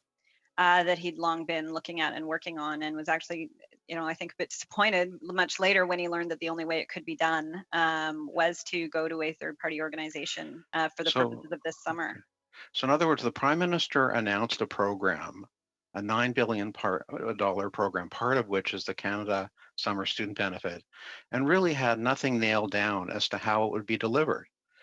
And in fact, on May 8th, it was advised it was a binary choice. It was we or nothing, and it ended up being nothing. It just stretches credulity. Let me ask you, in your long tenure in politics and as the Chief of Staff, have you ever had this situation before where a program got announced and you had no idea, the office you're responsible for, how it's going to be administered? There's a lot of things that have happened in the last number of months that I don't think any of us any of you on the committee or any of us in government have experienced before. And actually something that I think has been really, really important that this government has been doing is letting Canadians know what's coming, what we're working on, and being extremely transparent, including saying it's not all going to be perfect and we're going to need to adjust as we go. Yeah, but this is different. This is announcing a $1 billion program without knowing how it's going to be administered. How can Canadians have any faith that you are respecting their taxpayers' dollars when you announce a program? The Prime Minister announces a program. He has no idea how it will be administered. Anyway, would you like me to answer that? Yeah, well, I don't. Sure, go ahead. Yes, please, go ahead. please do, Ms. Telford. The floor is yours.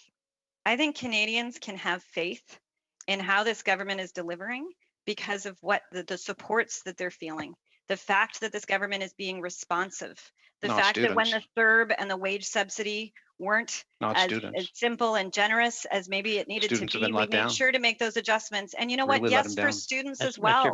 There was a $9 billion package announced for students. The majority, the large majority of which was still supporting. Point of order, Mr. Chair. Please, yes, Mr. Fraser. You've made very clear on a number of occasions that the rules for this committee are under the same COVID rules that the Parliament has been using. I shouldn't say Parliament, that the COVID committee has been using, where the questioner and the answer have equal time to give their answers and questions without interruption. I would ask that my honourable colleagues show just a modicum of respect to our witness and give her the time to answer the question, because quite frankly, as a parliamentarian who's trying to pay attention to what's going on, I cannot hear the answer that is coming out, and I would ask that you enforce the rules, that you make clear we're in application at the beginning of this meeting. Thank you. I thank you. I will, Mr. Chair, and I apologize, President. but please, I ask that you not take my time away for that. Interruption. We won't take the time away from you, Mr. Morantz, but I will give Ms. Telford time to respond. Go ahead. Ms. Telford? I believe that actually, you know, an adjustment that has happened that we haven't seen by any governments in the past during COVID that has been hugely beneficial to the relationship between a government and Canadians is just how transparent and forthcoming the government is in saying, here's what might be coming, here's what we're looking at, here's how we're going to adjust, here's when it's not right exactly. I actually believe there are many reasons, but especially in starting with the programs that got out the door so quickly thanks to the very hard work of the public service in the early weeks of the COVID shutdown. Okay, we will go back to Mr. Morantz, and this will be the last question. Well, I still have not heard an answer to the question, how the Prime Minister announces this program without having any idea how it's going to be administered. That wasn't an answer, frankly, Mr. Chair, and maybe there isn't. Maybe they don't have one because they knew. It seems to stretch credulity that the Prime Minister did not know when he announced how it was being administered. Did he know or not? How's that? Did he know or not? And Ms. Telford, do you have about 30 seconds to answer? The Prime Minister announced a $9 billion package to support students, and that particular element of that package was still to be determined. And he had a number of ideas at the time of how it might be administered, but in moving on to work on a number of other emergency measures, while others worked it up, it then came back to him later that the only way to do this was with this binary choice that we've described to you. Okay, thank you. That's it, Marty. Sorry for that.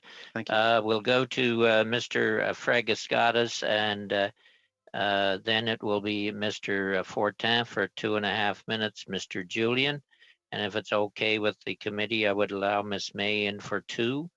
And on to an official opposition, and we'll probably wrap up with Mr. Sabara. Mr. Fragiskatis. Thank you, Mr. Chair. Ms. Telford, thank you for being here and for the work that you've done these past few months. First of all, Mr. Chair, it would have been good if Mr. Polyev had read the blues from the meeting that we had the other day. I have those blues in front of me. He was trying to connect dots that frankly do not exist. Let me quote from those blues. Ms. Darowitz asked the question to Mark Kielberger, and I'll quote her as follows. There is another thing that I'm a bit unclear about. I see the contribution in front of me. That's the contribution agreement, Mr. Chair. And it was signed on May 5th. Was it signed on May 5th, or did the agreement begin on May 5th? If you could just explain the logistics around all of that. Mark Kielberger replied with the following. Thank you for asking. The agreement technically began on May 5th. We were working in advance with ESDC on putting resources to help develop the program. The turnaround time was so tight, and we were, of course, so passionate about helping young people at this time that we got to work right away with a full risk and understanding that if this agreement did not go forward, we would be at the financial risk of doing so. We accepted that risk because we really wanted to help. So that's directly from the blues, Mr. Chair. Obviously, the organization made the decision on their own volition to proceed on May 5th. I wanted to clear that up because, as I said, Mr. Polyev is trying to weave things out of thin air, as he often does. But leave that aside. I actually do want to go back to that meeting, if I could, Ms. Telford. I'm talking about the meeting where the Kielbergers both came. And I'll quote from that meeting as well. They said in their introductory remarks, I believe it was Craig Kielberger, and I'll quote him here now. As per the contribution agreement, we charity would only be reimbursed its costs to build and administer the program, he said. To be clear, there was no financial benefit for the charity. We charity would not have received any financial gain from the CSSG program, Canada Student Service Grant Program, of course, and it is incorrect to say otherwise. Ms. Telford, does that correspond with your understanding? I apologize, Mr. Chair. Something has just come up on my screen. I just need someone to come and, sorry, there's a big We can see you, Ms. Telford, and we can hear you. And Mr. Fragascatas, you're coming across kind of gravelly. Can you adjust your mic somewhat? Did you hear what Mr. Fragascatas said, Ms. Telford? Sorry, I didn't catch the last part. I had big exclamation marks flashing at me. Okay. Then sure, if you could repeat the last part. Yeah, it could be the connection. I'm sorry about that. I was quoting from Craig Kielburger, who came and testified a few days ago. I'll just repeat the statement just because I'm not sure what part you heard and what part you didn't. So he said, as per the contribution agreement, We Charity would only be reimbursed its costs to build and administer the program. To be clear, there was no financial benefit for the charity. We Charity would not have received any financial gain from the Canada Student Service Grant Program, and it is incorrect to say otherwise. My question to you, Ms. Telford, was whether or not that explanation matches with your understanding. I believe it does, yes. Okay. Okay, thank you very much. I also had a question relating to WE's network, their network of being in touch with 2.5 million students, 7,000 schools. When the public service advised that we would be the charity organization to move ahead with administering and building the Canada Student Service Grant, that was a key reason, right? That's our understanding as a committee. That has come up before. Can you speak to that at all? Absolutely. I mean, this was an organization that, you know, despite all the things that are being talked about now, this was an organization that was internationally renowned, that was nationally renowned. I can tell you that my 9-year-old son knows the name of this organization and not from me. It's, you know, there's a school named after a Kielburger. It is, this is a very large organization in this country. And so it was not surprising in many ways to see it as being an organization that could do this. Having said that, it was still surprising to see it as a binary choice, and that is why we asked a lot of questions around it. Okay, thank you. Okay, final quick question, Mr. Fragascatas. Sure, and the question or something along these lines has been asked already by Mr. McLeod. I took the opportunity earlier with the Prime Minister to raise it, and I've raised it before, just simply on behalf of constituents, though I have to ask again, for youth going forward, if the Canada Student Service Grant does not materialize, what can members of Parliament tell youth in their communities about supports that will continue to be made available? Obviously, there's the Canada Emergency Student Benefit that's being accessed by so many young people across the country. But in terms of further supports that can be there for students on the one hand, but also for not-for-profits. Quickly, Mr. Fragascatas. Many in the community that are reeling right now, what is the message that you would put to them? So look, I think there's a lot of other programs that are there to support students, and obviously there is more work to continue to do. And as I said, I know the Minister of Diversity, Inclusion and Youth is passionate about this and is working very hard along with her colleagues to look at more solutions and supports for students. In terms of the nonprofit sector more broadly or specific to youth. And it's interesting because, you know, these are organizations where actually they were also used as third-party organizations, and contribution agreements were organized with these organizations like the Community Foundations of Canada, the Canadian Red Cross, the United Way and Centraide Canada. There's a lot of different, Minister Hussein has been actively engaged and announced a number of supports for nonprofits and the charitable sector as well. Okay, we will have to move on to Mr. See if you can get the technology people to look at that mic sound there, Mr. Fragascatas. Mr. Fortin, you're on. Monsieur le Président. Madame Telford, je comprends que votre rôle en tant que chef de cabinet et le rôle, en fait, de l'ensemble de votre équipe, c'est de conseiller le premier ministre. Quand on constate que le premier ministre et son ministre des Finances nous disent qu'à leur avis, ils n'auraient pas dû se prononcer en mai sur l'octroi du contrat à We Charity, Quand on entend aujourd'hui qu'ils le regrettent, ils s'en excusent et que vous êtes d'accord avec eux qu'ils n'auraient pas dû se prononcer, diriez-vous que vous êtes contente du travail fait par votre équipe et vous dans ce dossier-là? Look, as I said in the outset in my opening remarks, this obviously did not go the way it should have gone, and I do share in some responsibility for that. Of course, I do, as the person who was giving advice to the Prime Minister, and but I do the best I can with the best information I can, and that's what I'm going to keep doing to help serve and support Canadians. Vous avez eu combien de discussions avec le premier ministre entre le 8 et le 22 mai avant qu'il prenne sa décision? Je parle de discussion à ce susujet-là. Okay. If it was more generally, I wouldn't be able to. I have no idea. It's been a lot during this period.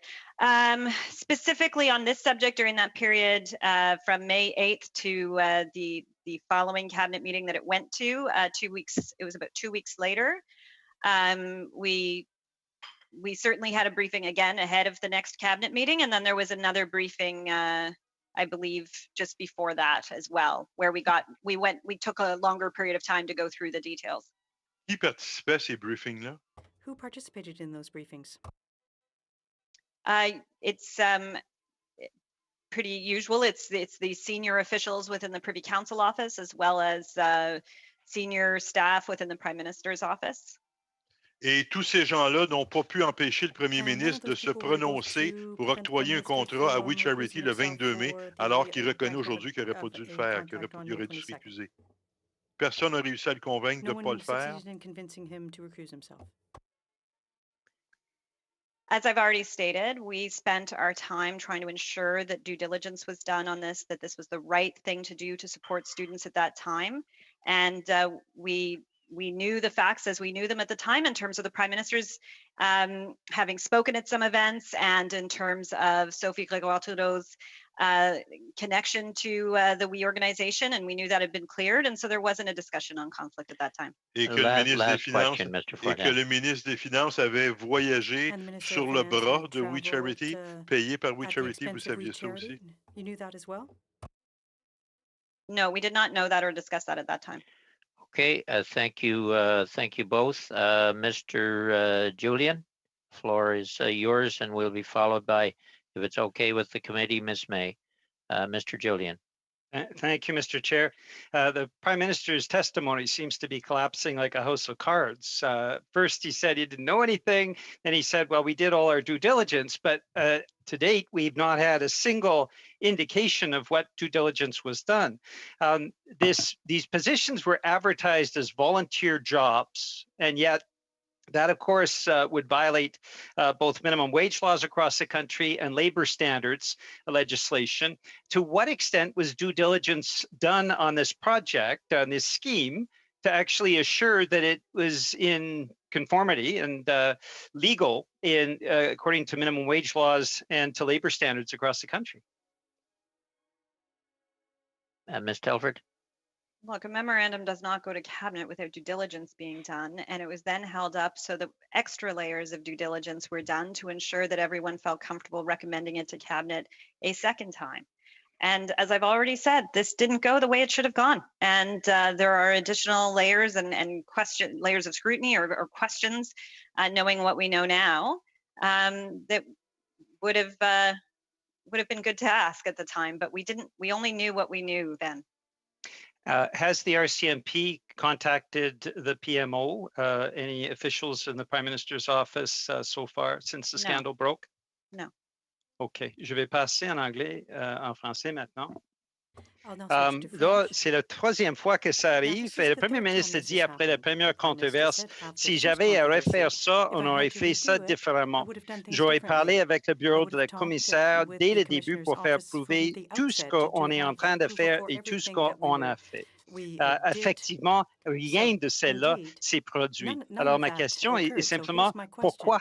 Pourquoi quand supposément le Premier ministre avait appris des dernières controverses, des derniers scandales, pourquoi maintenant pour la troisième fois, c'est évident que toutes les procédures et toutes les lois n'ont pas été respectées?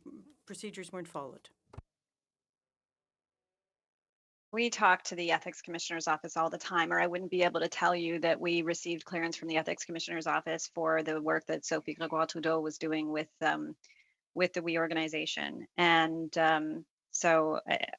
what I can tell you is that it is an office that everybody in our office respects, that we take very seriously, and that we go back and forth with them on a very frequent basis.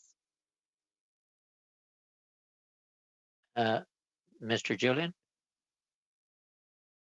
Are we having trouble?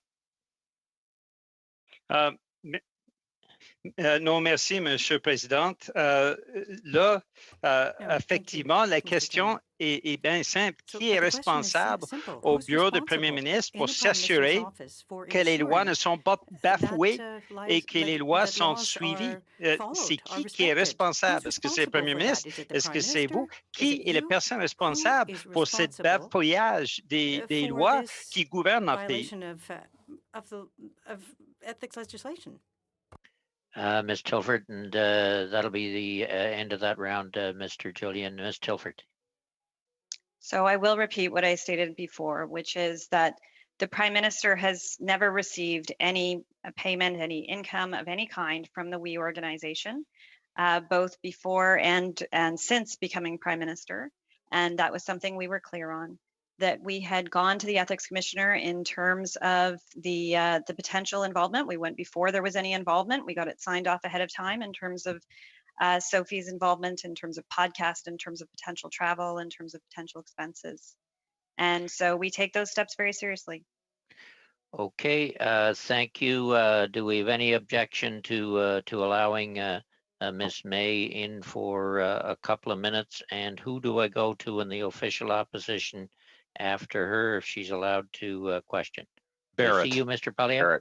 Barrett will go with that one. Okay. Michael Barrett. Okay, thank you. Miss May, a couple of minutes. You've been at every meeting. Go ahead. Thank you, colleagues. I just want to say for Canadians who may find it hard to believe that civil servants and cabinet ministers and everybody, including a bunch of us on the screen, work 20-hour days, 7 days a week at the beginning of the pandemic. We all witnessed it. And I don't want to let that remark that you made, Ms. Telford, go forward without corroboration. You guys all worked, you were killing yourselves in this period, but that doesn't mean that we can't investigate. I find it hard to believe that the Prime Minister was, and I'm not doubting that he did actually, I just want to know, he seems very convinced that he thought Canada Service Corps was going to deliver this program up till May 8th. He'd announced it on April 22nd. From the testimony of civil servants, including Rachel Warnick, we knew that they were considering WE before the announcement, at least a week before the announcement, and that on May 5th, as we know, Minister Chager took it to the COVID committee, clearly putting the WE charity as the agency to deliver this. Can you explain how it's possible? Did no one want to tell the Prime Minister, burst his bubble, tell him his favorite Operation Canada Service Corps was just not going to be able to do it? Why did no one tell him before May 8th that Canada Service Corps was out of it and WE charity was delivering the program? Ms. Telford. I think, to be fair, that was a question he actually had on May 8th as well, which is why it was pulled back so that he could get a better understanding of things.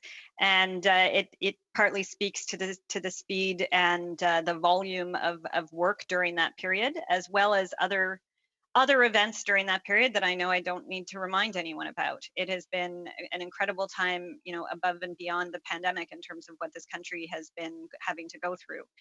And I guess one thing maybe to help clarify that would be on, I believe it was April 20th. It was in the package that I was referencing earlier. It was the very large package that came ahead of that announcement that had the 9 annexes to it. On Annex 4, page 5, it actually talks about the Canada Summer Student Grant.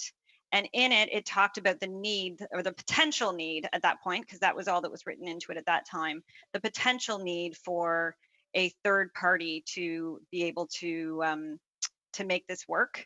And it did talk about it gave some examples of delivery agent, administrator, that kind of thing. We was one of the examples in there at that time. But it was an example of a potential method of doing it. So that was as far as it had come to us. So we knew people were working on these things. The Canada Service Corps was still something in his mind and that was still in the mix. And we didn't actually see the return on their further work on that until we saw it on May 8th. Okay, I will have to end it there. Thank you, Elizabeth. Thanks. Sorry, but we'll go to Mr. Barrett, who will be followed back into 5-minute rounds. Mr. Barrett will be followed by Mr. Sabera. Ma'am, you said a handful of people spoke to we before the agreement was announced. You've given one name. Who are the other 4? I already said there was some communication staff around the time of what was a big announcement and a launch. So it's perfectly normal for communication staff to go back and forth. What were their names, ma'am? I said I would look into that for you. So you commit today to provide those names to the committee and the dates on which they communicated with the we organization? I will look into it. I can consult with folks. Point of order, Mr. Chair. Yes, Mr. Polyev. This is information the committee is entitled to receive. The witness knows the names. If she didn't, she wouldn't be able to enumerate how many there were. She is obliged to answer the question. And I ask that you require that answer right now, the names of PMO staffers who spoke with we. No need for a cover-up. I believe Ms. Telford is agreeing to provide us with the names when she looks at her records. Point of order, Mr. Chair, that's not what we've been told. Okay, then I'll ask for clarification from Ms. Telford. Can she provide us the committee the names after she looks at her records? It's just to be clear, Mr. Chair, it's not my records. I will need to go and consult with the individuals involved, and I would really ask the members that I am here on the staff's behalf and happy to take any questions that they have for them. I think the question was a little more than that. I'll go to Mr. Barrett while we think about this for a moment. Mr. Barrett. Well, ma'am, you're required to disclose this information. It's necessary for us to know. This is why we have things like a lobbyist registry. We need to know who has contacted whom and on what dates. This is germane to this study. It's germane to the committee's work. And I'm going to ask you again to commit that you will provide the names and the dates of the communication. I would as well point out, Ms. Telford, I believe the clerk of the Privy, there is a request from the committee for documents that was carried, and the clerk of the Privy Council had committed to get those documents. I'm not sure if these are in them or not, but I believe that is where we're at. Ms. Telford. So just to be clear, I didn't enumerate, as was alleged earlier, that the exact number of staff. I said there was you said a handful and usually that means 5. Yes. Sorry? Go ahead, Ms. Telford, before you're interrupted. So yes, in and around that number, and there was only the one prior to around the time of the launch. Around the time of the launch, there was some back and forth usual media relations kinds of check-ins. Do you know the names of any other individuals who are in the room? I would want to check before I give them to committee. Okay, Mr. Barrett. So how are we only learning today that the Prime Minister came and pulled the agreement from Cabinet on May 8th? We've had testimony from the Clerk of the Privy Council, from multiple ministers, including Minister Chagger, Minister Morneau, and the Prime Minister up until today has not said that. How is it that you've just saved this amazing story for today? When you say the Prime Minister just said that, well, the Prime Minister was only just a witness at your committee, and he was happy to provide this information, as am I. I believe also that the Clerk of the Privy Council did make reference to the questions I was asking around this and the due diligence around this that we were pushing on. Yes, he did, Mr. Barrett. He did not say that the Prime Minister pulled it. Correct? No, I believe what he said was due diligence. Ms. Telford. I'm not certain what the clerk said to the committee, other than I do know that he made reference to the due diligence that we had asked for. In your office, are people typically held responsible for errors? Like who in government do you think has been held responsible for the errors that led to where we are today? look, as I've already said, this obviously didn't roll out in the way that we would have liked. And there's a number of us, including myself, who share in that responsibility.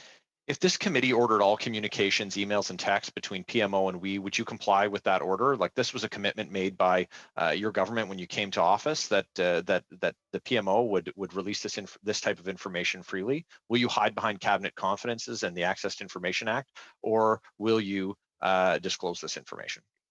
Mr. Barrett, I would have to seek advice on what I can and can't when it comes to cabinet confidences. Mr. Barrett, last question. I should have about a minute and a half left, Mr. Chair. There were substantial interruptions and clarifications there, but iwantohelp.org is the name of a website to apply for the CSSG. So did the government create this website, or was it created by we? And the reason I ask, ma'am, is on the April 22nd announcement, it mentions the I Want to Help platform twice, which is the origin of I Want to Help. So what I'm looking for is the origin of the I Want to Help branding, because in that April 22nd announcement, it includes branding from the company we.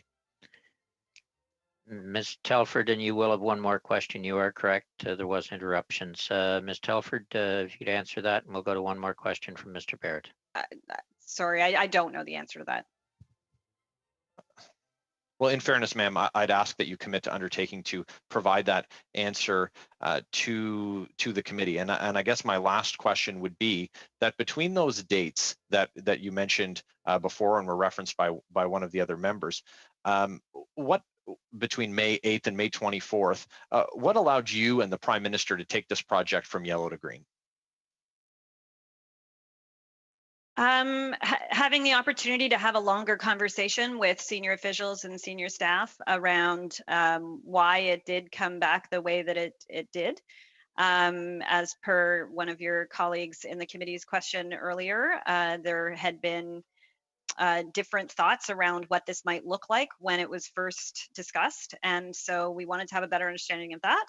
We also wanted to have an understanding that all the T's have been crossed and the I's have been dotted, as you know, as the clerk said. That's why we were asking questions around due diligence and making sure that that it was the right method to do this. So not only was it the right organization, but that entering into this contribution agreement was the right way to do it, and we were assured that it was.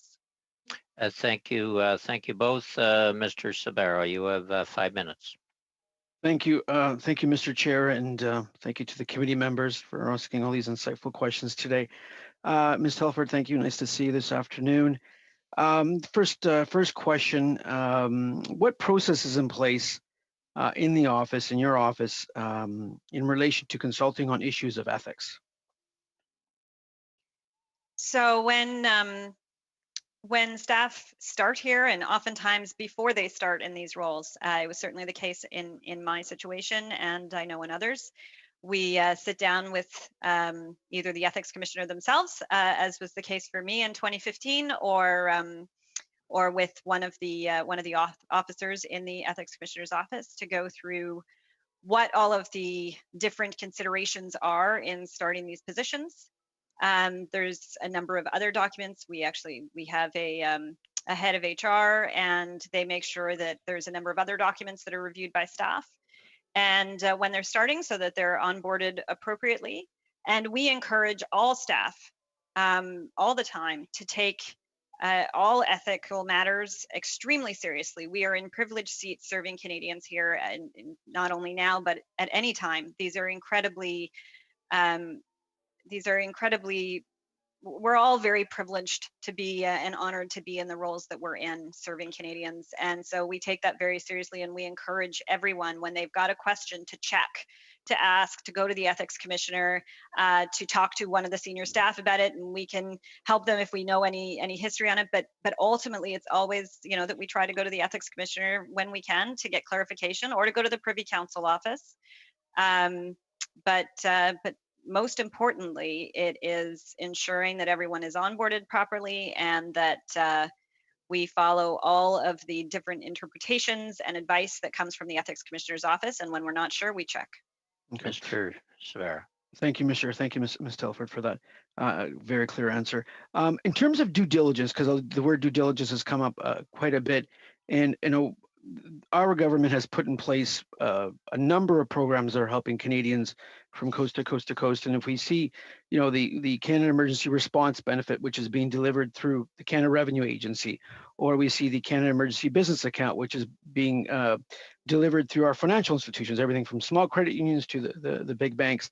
And then we see programs like the Emergency Community Support Fund, which is being delivered through the United Way and various partner agencies. So obviously there is a level of due diligence that is done by government and by governmental officials that is higher. You're dealing with the CRA, an agency that's well known to the government, part of the government, but then you're dealing with the United Way or organizations, in this place, volunteer organizations, where we receive recommendations from government officials, public servants who've done a phenomenal job for Canadians from coast to coast to coast. But the due diligence on our part is higher, because we are dealing with third parties. We're not dealing directly with governmental organizations. So I'd like to understand that process, and just looking at the due diligence when it refers to third party organizations, and how important it was for the Prime Minister, for yourself, for others around Cabinet, to ask those tougher questions with the information that's being presented to you when we're looking at third party organizations. Well, I think you just touched on exactly, why we paused. And as someone else described it, went from yellow to green, or perhaps went from green to yellow. It had already gone from the Cabinet Committee and was heading toward Cabinet for ratification when we actually turned it to yellow. And part of the reason was because for the reasons you said, it was a third party organization, and we wanted to make sure that everybody was perfectly comfortable with it. That the public service truly was recommending it as the way to go, and they stood by that recommendation over the coming 2 weeks. But I think it's all the reasons that you're saying that it's really important, and I'm sure there's going to be a lot of reviewing done in the coming weeks and months to make sure that that as much due diligence as necessary is always done on these third party organizations. But at the time, the assurances were given that this was the right organization to proceed with. Yeah. Last question, Mr. Severa. No, and in terms of moving forward, and I think about the number of youth across Canada that had signed up for this program and how important it was for them to sign up. And I see, and I've read from some of the statistics that over 50% came from communities, marginalized communities, called racialized communities, whichever term that you would prefer. And it is disappointing to now know that we had to hit the pause button on this program. Other programs are running in place, and I'm glad that we have expanded we did expand the Canada Summer Jobs, offering youth extra $60 million into that program. But I do hope that going forward that we can restart a similar type of program where youth are invited to apply, get that volunteer experience, because we know how valuable and enriching that volunteer experience is for them. Okay, thank you, Ms. Telford. Well, I hope the same. And I know there are people that are working very, very hard on it. It is really important. As I said, there were kind of two jobs as we saw it when we talked about youth and young people and students back on April 5th, which feels a lot longer ago now than the date implies. But when we talked at that time, job one was making sure that we got students, which we did to the best of our ability, get students the support they needed to be able to pay rent, to be able to put groceries on the table. And then number two is finding ways through existing programs, as well as potentially through some new programs, which this was hoping to be able to allow young people to stay connected to their communities, to even have an experience that they might not otherwise have during this pandemic. Okay, Ms. Telford, we will thank you for your testimony. We have now reached the 2 hours that we asked you to come, and you accepted. We're a little over it, actually. So we'll thank you for your testimony today.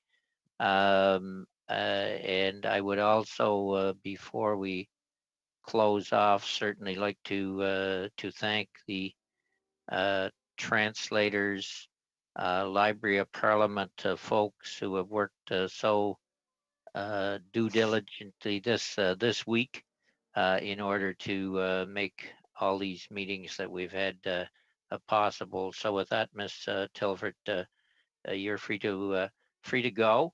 Are we ready to close the meeting? Point of Mr. order, Polyev, yeah. Point of order, Mr. Chair. I'd like to make a motion that the committee ask the Prime Minister's office to release the names of all of the staff members that spoke to the WE organization, to the Kielburger brothers, to any affiliates of the WE organization after March the 1st. Okay, the motion is, I believe, in order, Madam Clerk. I believe it's in order. I see, go ahead. To repeat it so that I can have it for the record. Okay, could you repeat it fairly slowly, Mr. Polyev? That the Prime Minister's office release to the committee by the end of the next calendar week the names of all Prime Minister's office staff members who communicated with the WE charity, the Kielburger brothers, any affiliates of the WE charity since March the 1st, and that the PMO provide the dates and participants, and contents of those meetings. Okay, the motion is on the floor. You have got that, I assume, Madam Clerk. And do you want to speak to it further, Mr. Polyev, or will I go to Mr. Julian? Well, I'll speak very briefly. I think there should be no controversy about this issue. The chief of staff was asked repeatedly. She said as to whether or not there were PMO staffers who spoke to the WE organization in the period in question, and she said yes, there was. Yes, there were. Excuse me. There was a handful of staff members in the Prime Minister's office. A handful she later defined to be 5, who spoke to the Kielburgers during the period in question, but then she said she would not release their names, and she did not release a chronology of the dates of their conversations, nor did she release the content of their conversations. So obviously we need to know this, because the entire government's entire case is that this whole strange program was dreamt up by the public service with no involvement or influence by the political arm of the government or the staff of the Prime Minister. But if these conversations occurred, then that might contradict it. Finally, the Lobbying Act requires that all of these interactions be registered, and we have no registry of any such conversations. So we need to find out if the Lobbying Act was violated in the course of these conversations. Thank you. Okay, just Mr. Julian, and go ahead, Mr. Julian. I'm just thinking out loud. I was wondering if these are already included in the Clerk of the Privy Council's correspondence, but go ahead, Mr. Julian, floor is yours. Thank you, Mr. Chair. I'll be supporting the motion, but I'm offering a friendly amendment to Mr. Polyev. So he has disappeared. Hopefully he will come back on in just a moment. That we include the cabinet memos with the recommendations on WE for the May 8th and May 22nd cabinet meetings.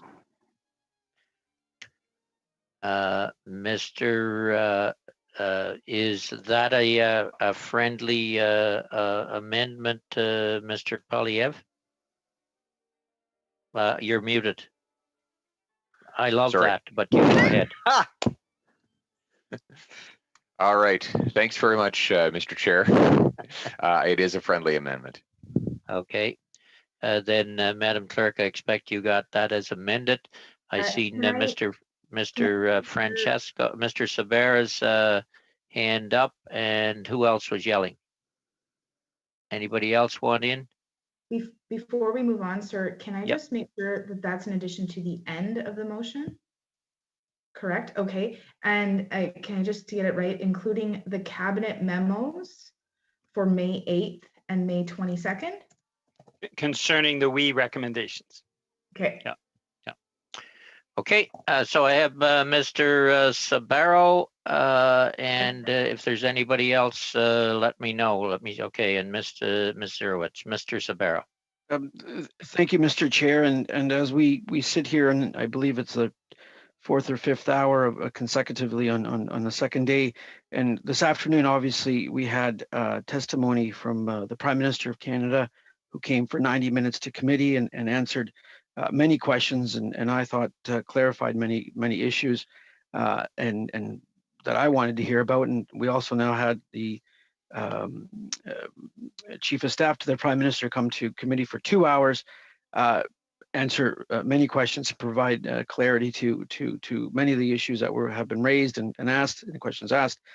It just seems to me that with this motion that's being put forward by MP Polyev and with an amendment by the NDP, it's if I can call it scraping at the bottom of the barrel, going after like a witch hunt for junior staff members and so forth. You had today the Prime Minister and the Chief of Staff here at committee answering questions, and it seems like this is a more of, if I can call it, desperation, scraping at the barrel again.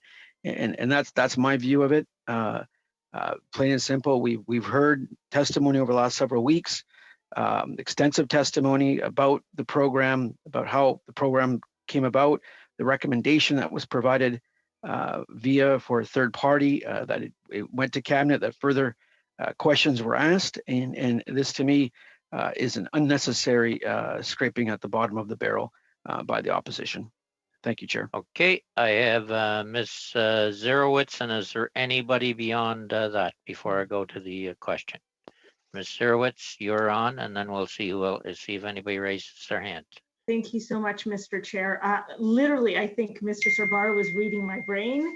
I was going to say the exact same words. This is a desperate attempt after we've completed very thoroughly investigating what the original motion, the intention of the original motion, proving that there's been no misspending of any money, proving that it's been responsibly signed, responsibly negotiated, responsibly selected, that there's been no interference by the Prime Minister, by any cabinet minister. It's been suggested by the civil servants. They have done an excellent job, a responsible job, and it's unfortunate that we have the ending right now. But it seems like that in the desperate attempt of the Conservatives to keep this alive somehow in the media, somehow they need to continue to keep the media, that they're scraping the bottom of the barrel. I will also point out that there was a motion put forward by Mr. Julian on Thursday, July the 2nd. We discussed it a few days later. That already includes all the relevant information around the decision for We Charity and Me to We, and the design and creation of the Canada Student Service Grant, the written correspondence, everything from March 2020 onward is going to be provided no later than August the 8th. I think all of that information will be provided. I think that will be able to validate everything that we have heard over the last couple of weeks and over five meetings. And so I just don't understand why there's a need for this motion today. So I will not be supporting it. Okay. All right. Is there anyone else, or are we ready for the question? Mr. Fraser, then you will probably wrap it up. Certainly. Thank you, Mr. Chair. I might just add my voice to some of my colleagues. There's 2 points in particular that I find rub me the wrong way when it comes to the proposed motion. I think chiefly my concern is about the precedent it would set to start bringing more junior staff within political offices than those we've already heard testify. The Prime Minister of Canada and his Chief of Staff were here during this meeting. I've seen what happened when we had civil servants who were brought before this committee and badgered in a manner that I think is the kind of thing that will cause civil servants to more broadly be careful about giving open and honest feedback to governments. I don't appreciate the practice that this committee has implemented in their treatment of certain witnesses. I think we will potentially go down the same path should we continue to pull more junior and junior staff as witnesses in this testimony. Second, the point that I also want to raise is the fact that we don't actually have any evidence that there's been an effort by anyone at a political level to influence the workings of the civil service. If I had heard evidence to that testimony, I would think otherwise. Starting to request documents that are subject to cabinet confidence when there's no evidence whatsoever that they will suggest what the opposition has been hinting they might suggest, I don't think is a useful exercise for the purpose of this committee. For that reason, I won't be supporting the motion. Thank you very much. Okay, then maybe Mr. Julian is going to wrap it up. Mr. Julian, I seen your hand up. Yeah, thanks, Mr. Chair. I mean, throughout the last 3 weeks, it's true, I sponsored the original motion. We've been hit by revelation after revelation, things that were told to us that were supposedly facts that turned out to be very, very different. And that's why this scandal has exploded. So for any member of this committee to say, well, we don't want to go any further because we may uncover other contradictions, other dishonesty within what we have been told originally and what Canadians have been told, I think would not be doing the due diligence that we as a committee need to undertake. We need to get that information. We need to get these answers for Canadians. It's very clear that as this has gone along, a massive amount of revelations have come in around the finance minister, around the prime minister's involvement, and around the complete lack of due diligence in this mess. So I can understand the Liberals putting on a partisan hat and saying, well, we don't want to get any further information, but we do have a responsibility, all of us, to get that information and to compare the facts so that we actually know what has actually occurred. And that's why I'm supporting the motion. I think we have to do that due diligence. It did not happen in the government. Our responsibility as parliamentarians is to perform that due diligence.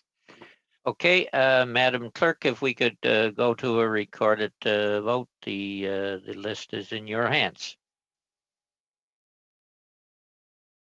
I'm going to unmute myself here. Okay, so first, Ms. Zarowitz. No. Mr. Freshis-Katos. No. Mr. Fraser. No. Ms. Katrakis. No. Mr. McLeod. No. Mr. Poiliev. Yes. Mr. Cooper. Yes. Mr. Cumming. Yes. Mr. Morantz. Yes. Mr. Fortin. Oui. Mr. Julian. Yes. The yeas have it.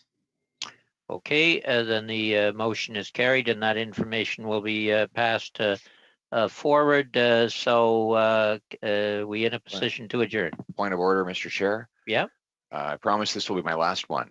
I just wanted to thank you for your good work throughout this meeting. I know it was a tough meeting to chair, and you did a fine job. I was happy to help in my own small way where it was possible. And I want to let you know if there's ever a big storm again out in PEI, you can give me a call. I'd be glad to come out and help you through it again. Any blessings to you. All right. Thank you for that. Yeah, it was a big storm. First time I got blacked out. Okay. With that, then I thank, again, I do want to thank the Library of Parliament people because I know they've been doing yeoman's work. Thank you, Madam Clerk, and all the other clerks who have helped us this week, the interpreters. And I do know we got a steering committee meeting tomorrow as well. But in any event, thank you one and all, and thank the members for their efforts this week. With that, meeting adjourned. Thank you all.